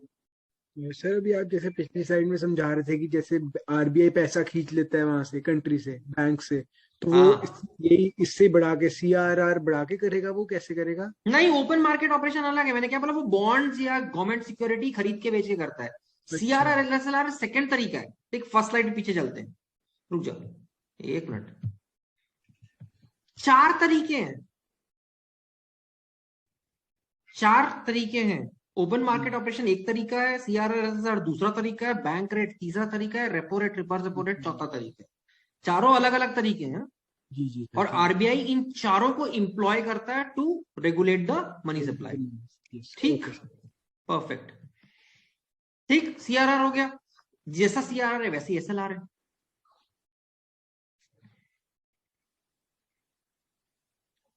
the minimum percentage of deposit that the bank has to maintain in the form of government securities, gold, cash, other approved security, GSEC जिसको बोलते हैं government security.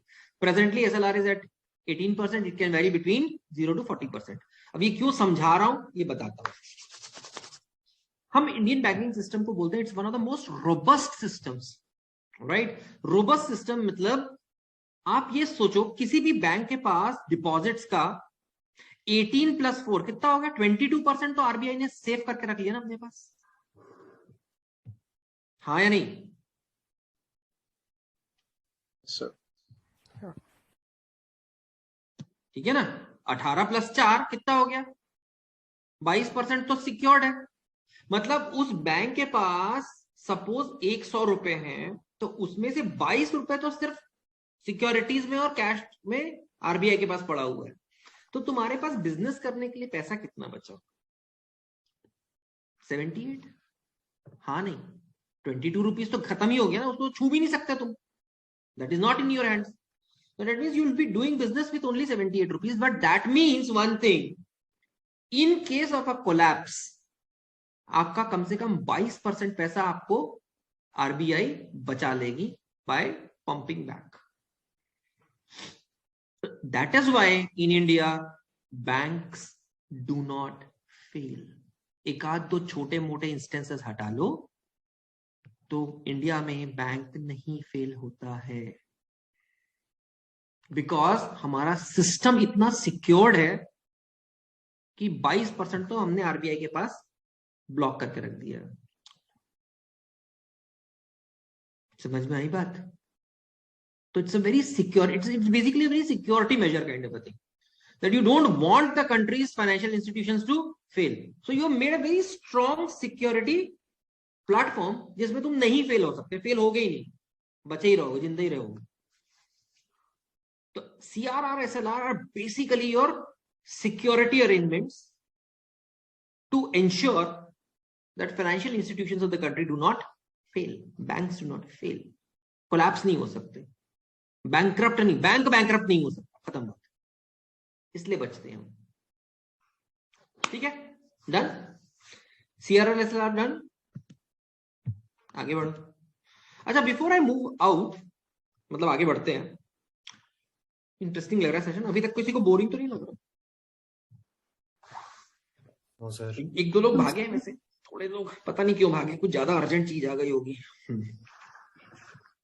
अच्छा,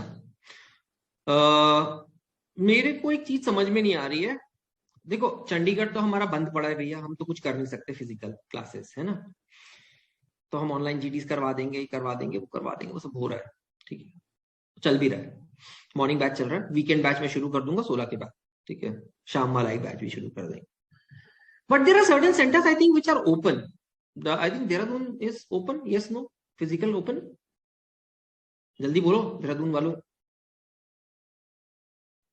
सर अभी तो जाने के लिए मना कर रखे हैं. अच्छा, मना कर रखे हैं. ग्वालियर खुला हुआ है? Yes sir. तो प्लीज, यदि आपके सेंटर्स खुले हुए हैं, है ना, please go and attend your GDPI sessions inside, मतलब GD sessions and PI sessions inside the centre. जहां फिजिकली हो रहा है वहां अटेंड करो, क्योंकि ऑनलाइन के कंपैरिजन में फिजिकल वाला हमेशा ज्यादा बेनिफिशियल है. जब तक हमारे यहाँ ओपन था हमने भी दिल खोल के कराया है. बट पॉइंट ये है कि जब आप एडमिनिस्ट्रेशन का ऑर्डर आ गया तो कुछ नहीं कर सकते. सिमिलरली दर्पण सर ने मेरे को ये बोला था कि they are trying to organise a boot camp kind of a thing, है ना. तो I think you should be participative. अपने जितने फ्रेंड्स सबको पकड़ो, जाओ यार, जब तक खुला है सेंटर करो ना. बूट कैंप में क्या होगा, एक्सपर्ट्स आएंगे, आपको बहुत अच्छे प्रिपरेशन हो जाएगी. शॉर्ट टर्म आपके जितने डाउट्स हैं वो सारे रेज रिमूव होंगे. आई थिंक एवरीबडी जहां पे सेंटर खुला है, please boot camp, special sessions जो फिजिकल वाले हो रहे हैं, छोड़ना नहीं है. मैं भी बैठा हूं चंडीगढ़ में कि मतलब खुल जाए और हम शुरू करें उस चीज को. But point is, Chandigarh administration ऐसा अभी लगा नहीं रहा है कि खुलने वाला. एटलीस्ट 26 जनवरी तक तो नहीं हिल रहे हम. 26 जनवरी के बाद सोचेंगे. ठीक है, 26 जनवरी तक तो नहीं खुलेगा. ठीक है. बैंक्स के मर्जर क्यों होते हैं? अच्छा क्वेश्चन पूछा. बैंक्स के मर्जर होने का एक बहुत ही डिफरेंट रीजन होता है. मर्जर दो तरीके से होता है। देखो यार, पर एक काम करो, ये मर्जर्स एंड एक्विजिशन पढ़ाऊंगा उस दिन पूछना मेरे से, ठीक है? क्योंकि यदि मैं अभी मर्जर्स में चला गया ना तो हम आधे घंटे वही डिस्कस करते रह जाएंगे, ठीक है? बैंक रेट और discount rate.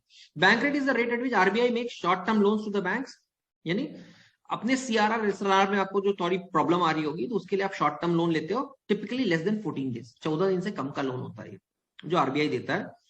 Presently the bank rate is 4.25%, but RBI जब बैंक को पैसा देता है, सपोज कर लो एचडीएफसी बैंक है, ठीक है, इनको 100 करोड़ रुपए चाहिए इमीडिएटली क्योंकि उनका सीआरआर रिक्वायरमेंट फॉलो हो रहा है, कम हो रहा है, तो एचडीएफसी बोलेगा आरबीआई को कि हमें पैसे दे दो 100 करोड़, हमारे आरबीआई उसमें कैश रिजर्व रेशियो में डाल दो, हम आपको 4.25% डिस्काउंट दे देंगे, 4.25% इंटरेस्ट दे देंगे, कोई टेंशन नहीं है। बट ये शॉर्ट टर्म होता है, वेरी शॉर्ट टर्म होता है, मतलब 1 to 14 डेज, 1 से 14 दिन के लिए होता है बैंक रेट, जिसमें आरबीआई कमर्शियल बैंक को पैसा देगा, ठीक है जी। इसका उल्टा होता है, इसका उल्टा नहीं, ये तो है ही है। अब इसके अलावा एक चीज और होती है, repurchase and reverse repurchase rate, right? तो रिपो रेट, जिसको रेपो रेट बोलते हैं, वो रिपर्चेज रेट का शॉर्ट फॉर्म है, ठीक है? इस पे आरबीआई बैंक को पैसा देता है। आयुष कुछ बोलना, जल्दी से बोल।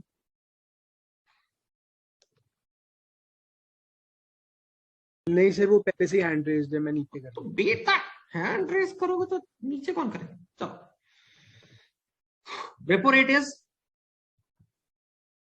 4%, रिवर्स रेपो रेट उल्टा होता है। बैंक्स के पास एक्स्ट्रा पैसा हो गया और कुछ यूज नहीं हो रहा है तो बैंक बोलती है आरबीआई को कि तुम रख लो, हमें कुछ पैसे दे देना इंटरेस्ट में, ठीक है? एक चीज का ध्यान रखना, रेपो रेट हमेशा रिवर्स रेपो रेट से ऊपर होगा। रेपो रेट 4% है, रिवर्स रेपो रेट 3.35, ठीक है? अभी तक के जितने भी रेट्स रेशियोज पड़े, सीआरआर, ध्यान से सुन लो, CRR, SLR, repo rate, reverse repo rate, ये सब आरबीआई बनाता है, ठीक है? आखिरी वाला जो रेट लिखा हुआ है प्राइम लेंडिंग रेट, ये आरबीआई नहीं बनाता है, ये आरबीआई नहीं बनाएगा। ये हर बैंक अपना खुद का पीएलआर बनाता है। The rate charge by banks to their creditworthy borrowers is called the prime lending rate. मैं अपने प्राइम कस्टमर्स को जिस रेट ऑफ इंटरेस्ट पे पैसा दूंगा loan, that is called by prime lending rate. तो करेंटली 2021 की जो एसबीआई का प्राइम लेंडिंग रेट है दैट इज अराउंड 12.2%। सही समझ में आ गई बात? अब मैं आपको एक बहुत जबरदस्त चीज बताता हूं, यहां हमको थोड़ा सा टाइम लगाना पड़ेगा क्योंकि ये हमारे इकोनॉमी में बहुत ज्यादा इंपॉर्टेंट है। ये प्राइम लेंडिंग रेट बहुत बड़ा रोल प्ले करता है किसी भी इकोनॉमी के लिए। प्रशांत जल्दी बोल। सर जो छोटे बोरोवर्स होते हैं बैंक उनसे लोन और ज्यादा एक्सट्रैक्ट कर लेगा। लेता है समहाउ, नहीं और ज्यादा नहीं लेगा, और लोन ज्यादा एक्सट्रैक्ट लोन वापस ले ही लेता है समहाउ, उनको हैरास करके बाय एनी मींस। बट जो बड़े बोरोवर्स होते हैं जैसे वही माल्या, डिफॉल्ट करते हैं, विजय माल्या। तो सर वो हाँ, क्यों नहीं ले पाते हैं वापस बताता उनसे? हूं, बताते हैं। प्राइम लेंडिंग रेट में एक सबसे इंपॉर्टेंट चीज होती है, तुम ये समझ लो कि पीएलआर ये बताता है कि तुम्हारे कंट्री में यदि मेरे को एक नया लेट्स से एस्टैब्लिशमेंट करना, एक नई कंपनी डालनी है और मुझे लोन लेना है तो मुझे 12.2% पे मिलेगा। समझ में आ रही बात? यूएसए में जाके यदि मुझे एक नया बिजनेस डालना है और मैं यूएस का सिटीजन हूं और मुझे लोन लेना है तो वो मुझे मिलेगा 3 से 4% पे। अब क्या समझ में आई एक चीज कि ईज ऑफ डूइंग बिजनेस में ये कितना इंपॉर्टेंट रोल प्ले करेगा? सब कुछ कॉमन है, मैं इंडियन सिटीजन हूं, मैं वहां पे यूएस का सिटीजन हूं, सही है? दोनों केस में मैं एक प्रोजेक्ट के लिए लोन लेने पहुंचता हूं, मेरे को मोबाइल बनाने हैं, इंडिया में मेरे को 12.5% पे मिलेगा, यूएसए में 4% पे, 3% पे मिलता है। आप इमेजिन कर रहे हो आपके प्रोजेक्ट की वायबिलिटी कितनी चेंज हो गई? Is everybody able to appreciate this fact? The viability of the project changes. यार इंडिया में नहीं लगाऊंगा मैं, बोलो 12.5% तो मेरे को चुकाना है भाई, मैं नहीं चला सकता, छोड़ो प्रॉफिटेबिलिटी नहीं है, बंद करो। वही प्रोजेक्ट यूएस जाके लगा दूंगा या न्यूजीलैंड जाके लगा दूंगा, क्योंकि सस्ता पड़ रहा है वहां पे। आई बात समझ में? तो बिकॉज हमारा पीएलआर इतना ज्यादा हाई है, वो इसलिए क्योंकि बैंक्स को कॉस्ट ऑफ फंड्स ही बहुत महंगा पड़ता है, इसलिए महंगा है सब कुछ। That is why we are stuck. Sir ऐसा हर जगह होता है? पीएलआर तो हर जगह होगा ना, हर बैंक का होगा, हर कंट्री का होगा। वो फॉरेनर्स के लिए कम होता है? फॉरेन कंट्रीज में कम है ना, पीएलआर ही कम है। Sir, what is rationale behind in having so high PLR in India? Because the operating cost of the banks is high in India. Yes, okay. अच्छा देख, ऊपर देख, rate at which RBI lends to bank 4% तो RBI देगा, उससे कम में तो तेरे को पैसा नहीं देने वाला आरबीआई। खत्म हो गई बात। तो भैया तुमको अब आरबीआई से तुमने सपोज 10,000 करोड़ उठा लिए, 4% तो तुमको आरबीआई को लौटाना ही लौटाना है, चाहे तुम्हारा बिजनेस चले ना चले। अब उस ध्यान से सुनना, ये एनालॉजी बहुत इंपॉर्टेंट है। If you pick up 10,000 crore from RBI, ठीक है, 22% तो भैया तुम्हारे पास आरबीआई सीआरआर में रखने का, एसएलआर में रखने का, वो तो देगा ही नहीं तुमको। तो मतलब effectively 7,800 crore come to you.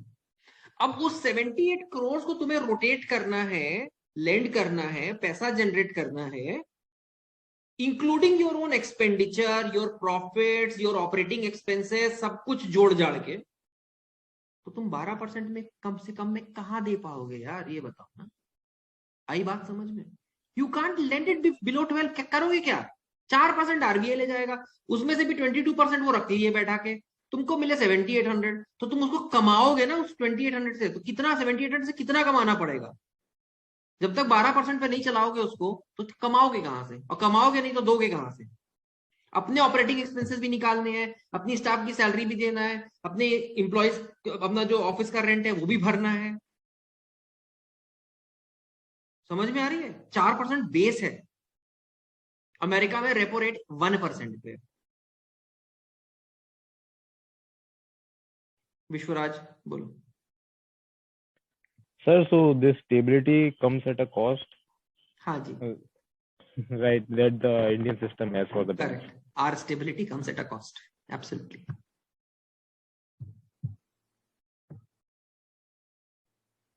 स्पर्श। सर फॉरेनर्स के लिए कम करके क्या फायदा होता है? नहीं, फॉरेनर्स को नहीं कम कर रहे हैं हम, फॉरेन कंट्रीज में कम है, फॉरेनर्स को कम हम नहीं।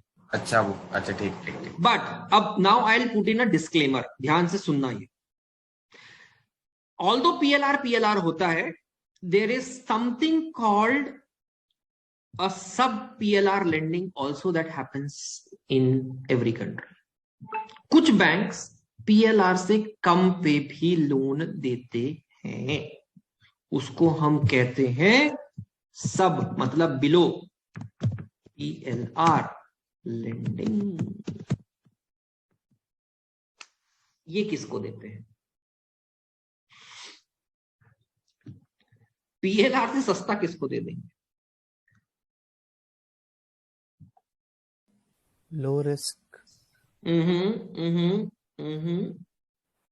सर गवर्नमेंट सब्सिडाइज स्कीम्स, सबसे लोएस्ट रिस्क को तो पीएलआर पे देते हो, उससे सस्ता किसको दे दोगे? एफडीआई वगैरह पे आता है।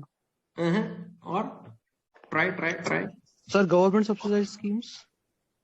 करेक्ट, जिसको हम बोलते हैं प्रायोरिटी सेक्टर लेंडिंग, है ना? We call it priority sector lending. जैसे एग्रीकल्चरल लोन सब पीएलआर पे होते हैं,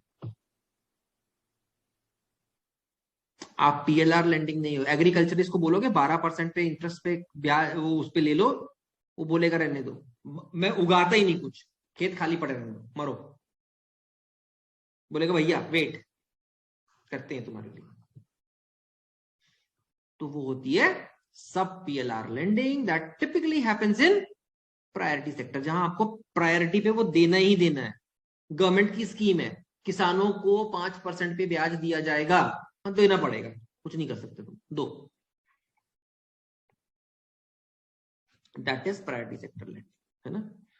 तो नहीं, this was not the reason for वो। हाँ सक्षम, वो सब PLR लैंडिंग की थी यूएस के बैंक, हम करेंगे, सब प्राइम क्राइसिस जरूर डिस्कस करेंगे, आज नहीं है, कभी और करेंगे। वो जब हम इंटरनेशनल इवेंट्स की बात करेंगे ना, एक दिन करूंगा वो इंटरनेशनल इवेंट्स की PPT करेंगे, मस्त मजे में, मजेदार है काम, अच्छा करेंगे, डोंट वरी, हम सब चीज करेंगे। ऑयल शॉक करेंगे, प्रायोरिटी से ये 1997-98 का एशियन पेपर टाइगर क्राइसिस करेंगे, 2008-9 का यूएस सब प्राइम क्राइसिस करेंगे, काफी सारे हैं, विल डू दैट। समझ में आ गई क्या? PLR समझ में आ गया, और सब प्राइम सब PLR लैंडिंग भी होती है, हर जगह होती है, हमारे यहाँ भी होती है, प्रायोरिटी में करना पड़ता है, ठीक है। ओके, बढ़िया। तो repo rate, reverse repo rate, ये भी समझ में आ गया। फिस्कल पॉलिसी, फिस्कल डेफिसिट, ये सब बताने की जरूरत नहीं है। फिस्कल डेफिसिट हमारा हमेशा फिस्कल डेफिसिट ही आता है, हमारा एवरी बजट अभी आ जाएगा, ठीक है ना। Every budget of India is a fiscal deficit budget, हमारा डेफिसिट बजट ही बनता है, ठीक है, क्योंकि हमारे खर्चे हमारे रेवेन्यू से ज्यादा होते हैं, सिंपल, ठीक है। इसलिए we always have a deficit budget, so always a deficit budget that we have. हम इसको कभी इंप्रूव ही नहीं कर रहे हैं। मिनिमम कितना हो सकता है? नहीं, देख अनुज, सब PLR कितना नीचे, सब PLR जितने पे तुम देना चाहो दे दो भैया, वो तो तुम्हारे ऊपर डायरेक्टिव है, वो करना ही पड़ेगा। PLR तो हर बैंक अपना इंडिपेंडेंटली डिसाइड करती है ना,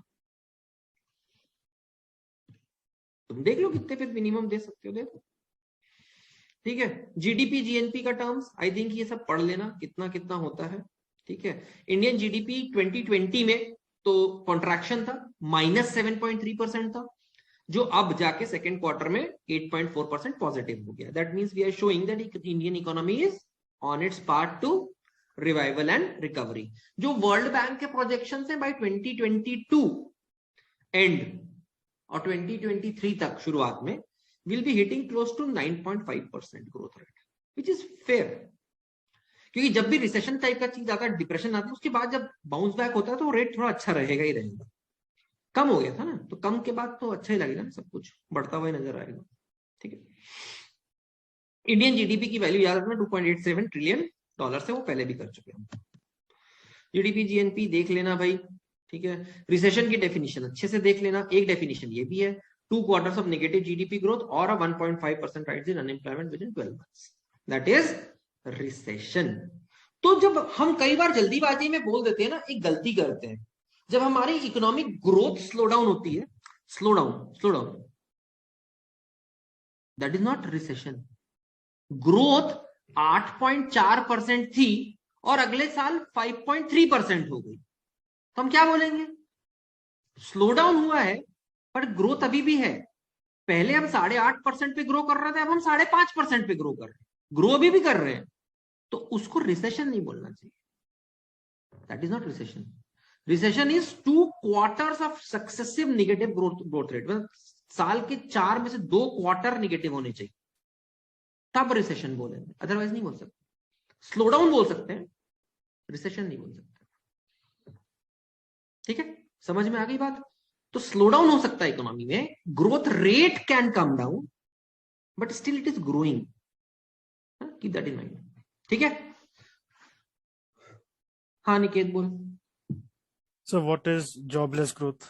क्योंकि अभी हाल ही में सुनने में आ रहा था ये स्टैगफ्लेशन, प्राइसेस बढ़ रही है, अनएम्प्लॉयमेंट बढ़ गया, ग्रोथ हो रही है इकोनॉमी की थोड़ी थोड़ी, बट उस केस में बोलेंगे हम रिसेशन में है या नहीं? नहीं बोल सकते। Okay. 1.5% rise in unemployment with in 12 months। अच्छा, दूसरी एक और प्रॉब्लम है, कोई भी government, I am not talking about BJP और एनी अदर गवर्नमेंट, कोई भी गवर्नमेंट कभी भी ये एक्नॉलेज नहीं करेगी जिंदगी में कि 1.5% राइज इन अनएम्प्लॉयमेंट हुआ है इन द लास्ट 12 months। क्योंकि जिस दिन गवर्नमेंट इसको एक्नॉलेज कर जाएगी उस दिन वो गवर्नमेंट गिर जाएगी।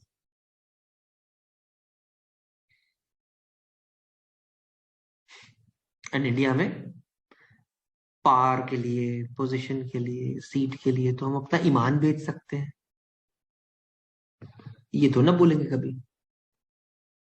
आपको मालूम है कोविड में जो इंडिया का अनएम्प्लॉयमेंट रेट बढ़ा है, इस पूरे डेटा को बहुत क्लेवरली ढाक के रखा गया। It has never come out in the open. American बेचारे ओपन एंडेड है, खुले खुले मान लिया उन्होंने कि भैया हमारे यहां से 100 मिलियन जॉब्स लुट गई, हम बर्बाद हो गए। हम कभी नहीं मानेंगे। हमारे यहां उससे ज्यादा जॉब्स चली गई, हम मानेंगे नहीं, क्योंकि हमारे यहां मानने का मतलब है गवर्नमेंट पलट जाएगी।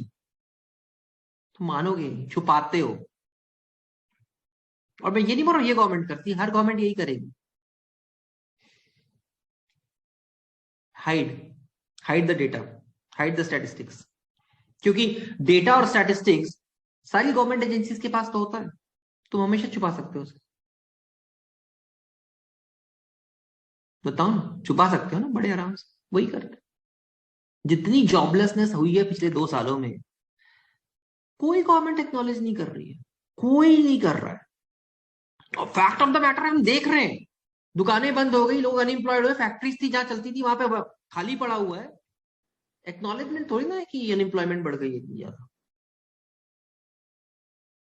एक्नॉलेज करेंगे ही नहीं, विल हाइडिंग ऑफ डेटा है हमारे।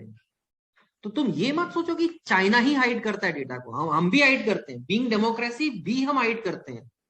Reason is it would collapse the ruling government, खत्म हो जाएगी लोग यदि इस चीज पे एग्री कर जाओ तो, इसलिए नहीं करोगे।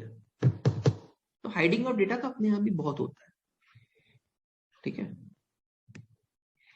फॉरेन एक्सचेंज रिजर्व्स बेसिकली ये होते हैं, components of foreign exchange are gold, foreign currency asset, SDRs, ठीक है। But largely foreign exchange reserve में फॉरेन करेंसीज ही होती है और कुछ नहीं होता। ऑपोजिशन के पास भी डेटा नहीं होगा भैया।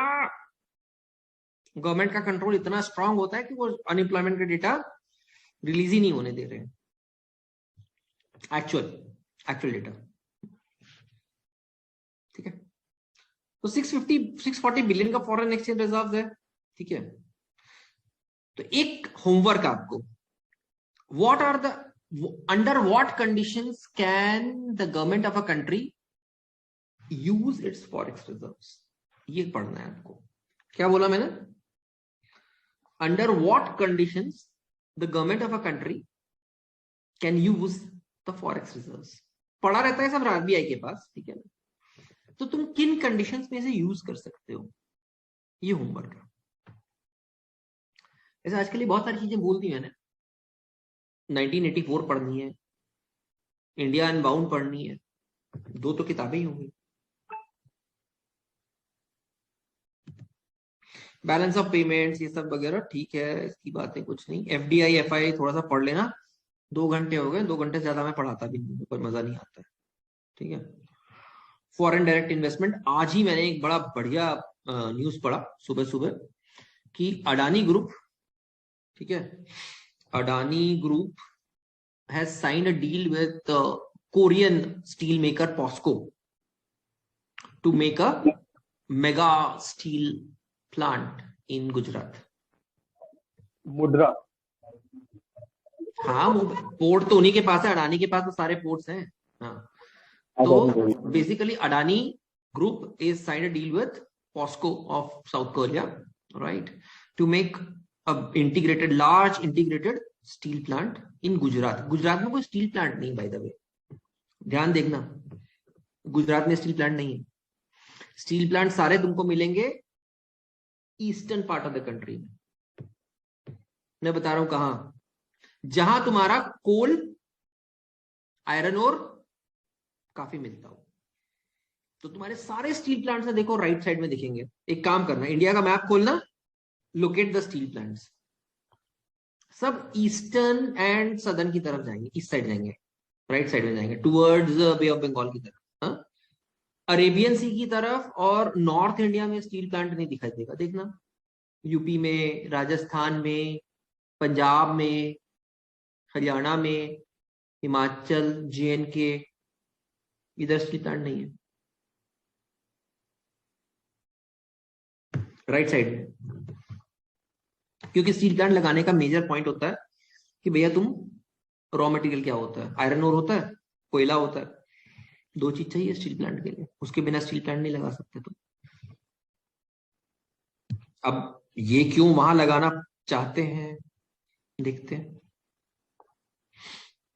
ठीक है, तो थोड़ी बहुत चीजें समझ में आई। हमने बेसिकली इकोनॉमी समझा, हमने इकोनॉमी के ऑपरेटिंग एंगल समझे, हमने कुछ बेसिक कॉन्सेप्ट समझ लिए कि क्या कैसे मूव करता है, क्या ऑपरेट करते हैं, किस तरह से मूव करते हैं, RBI क्या करता है, गवर्नमेंट क्या करती है, और क्या उनके लिमिटेशंस होते हैं। ठीक है, बेसिक कॉन्सेप्ट्स क्या होते हैं, कुछ फिगर्स देख लिए, एक इकोनॉमी किस तरह से ऑपरेट करती है, क्लोज्ड इकोनॉमी क्या थी, लाइसेंस राज क्या था, समझ में आ गया। बेसिकली हमको एक कहानी समझ में आ गई कि हुआ क्या था अप टू 1991। अभी मैं बार बार बोल रहा हूँ 1991 तक की बात की है। 1991 के बाद रिफॉर्म्स आएंगे, वो हम सेकंड क्लास में करेंगे, वो हम इंडियन इकोनॉमी पार्ट 2 में करेंगे। ठीक है, done. Thank you and good night. Thank you sir. Thank you sir, good night. Thank you, sir. Good night, sir. Thank you, sir. Thank you sir. Yeah. Thank you sir.